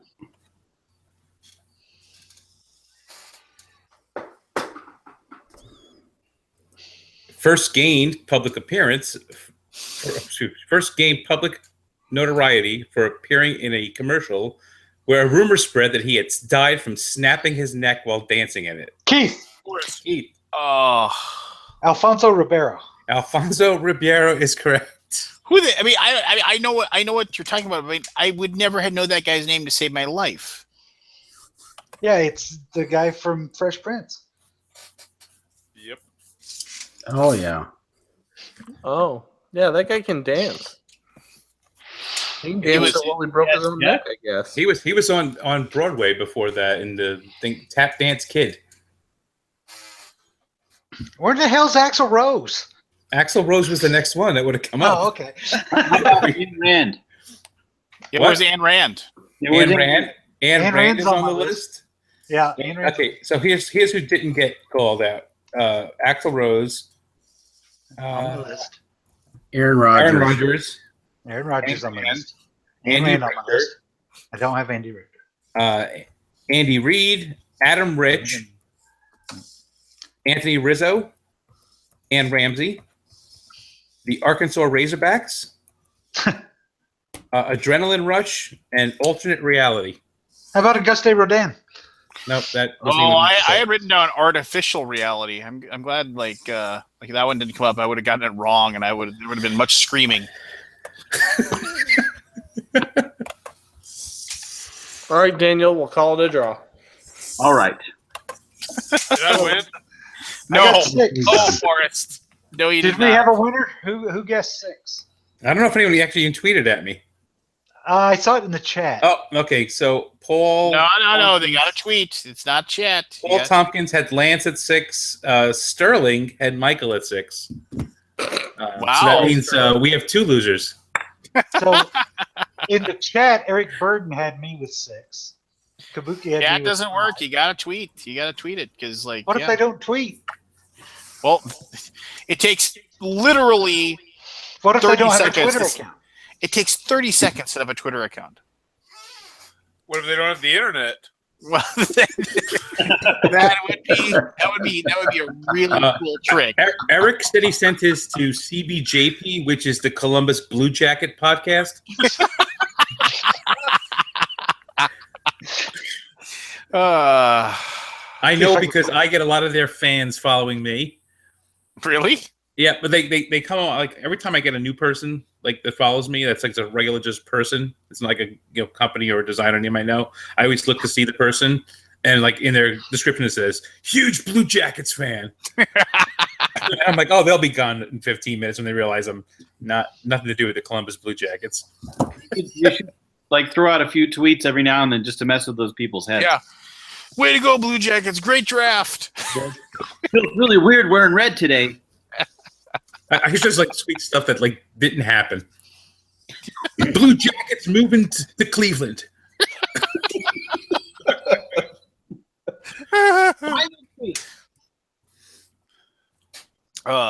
That'd be great, actually. Yeah. Say Team Misha? It does. Oh, okay. Still says that, huh? Yep. What? All right, it's 1 a.m. and I have to work in the morning. I'm going to bed. Good night, guys. Yeah, I'm going to bed too. Hey, it's 11 p.m. and I have to work in the morning.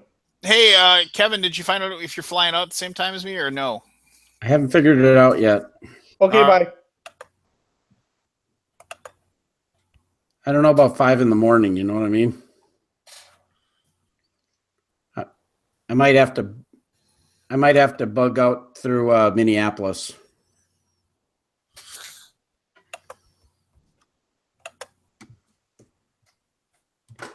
He froze.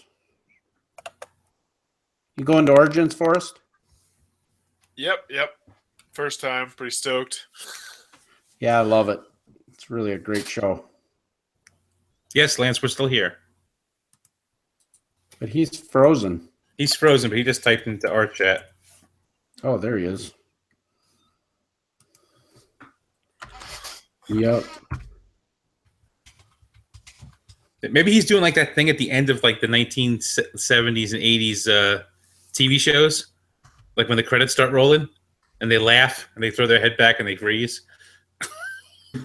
Yeah, exactly. We cannot hear you, Lance. Try unplugging and plugging your system back in.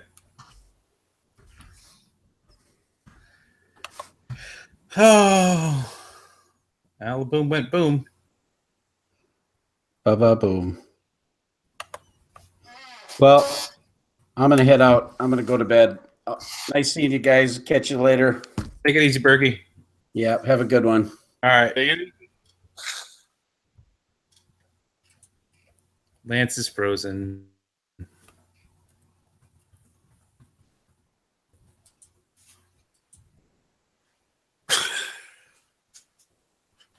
Everyone left, and at the same time.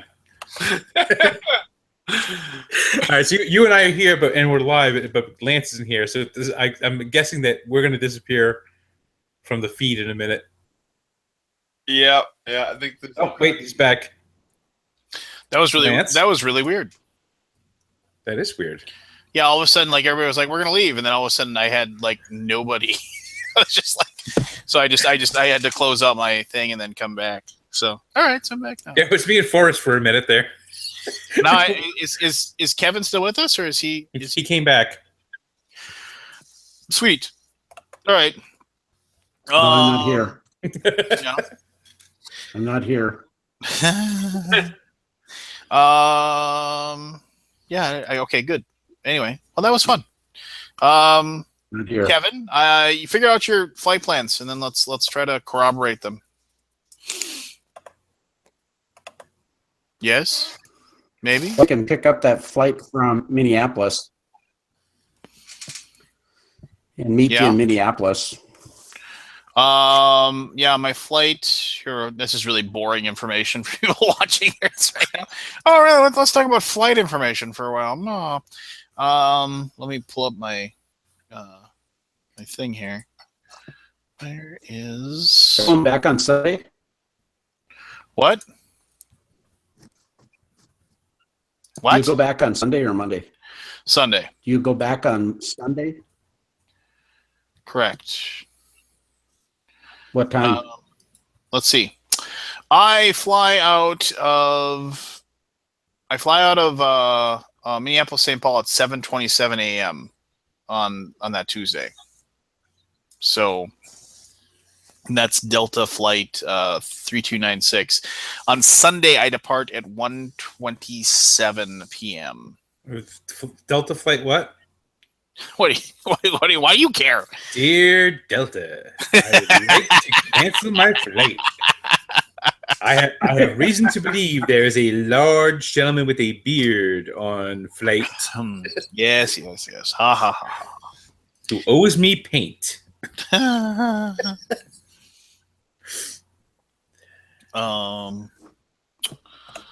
hour layover in Minneapolis. That's okay though. That's fine. Like it's Cleveland. Yeah. Wait a minute. It says seat assigned after check-in. No, I want to.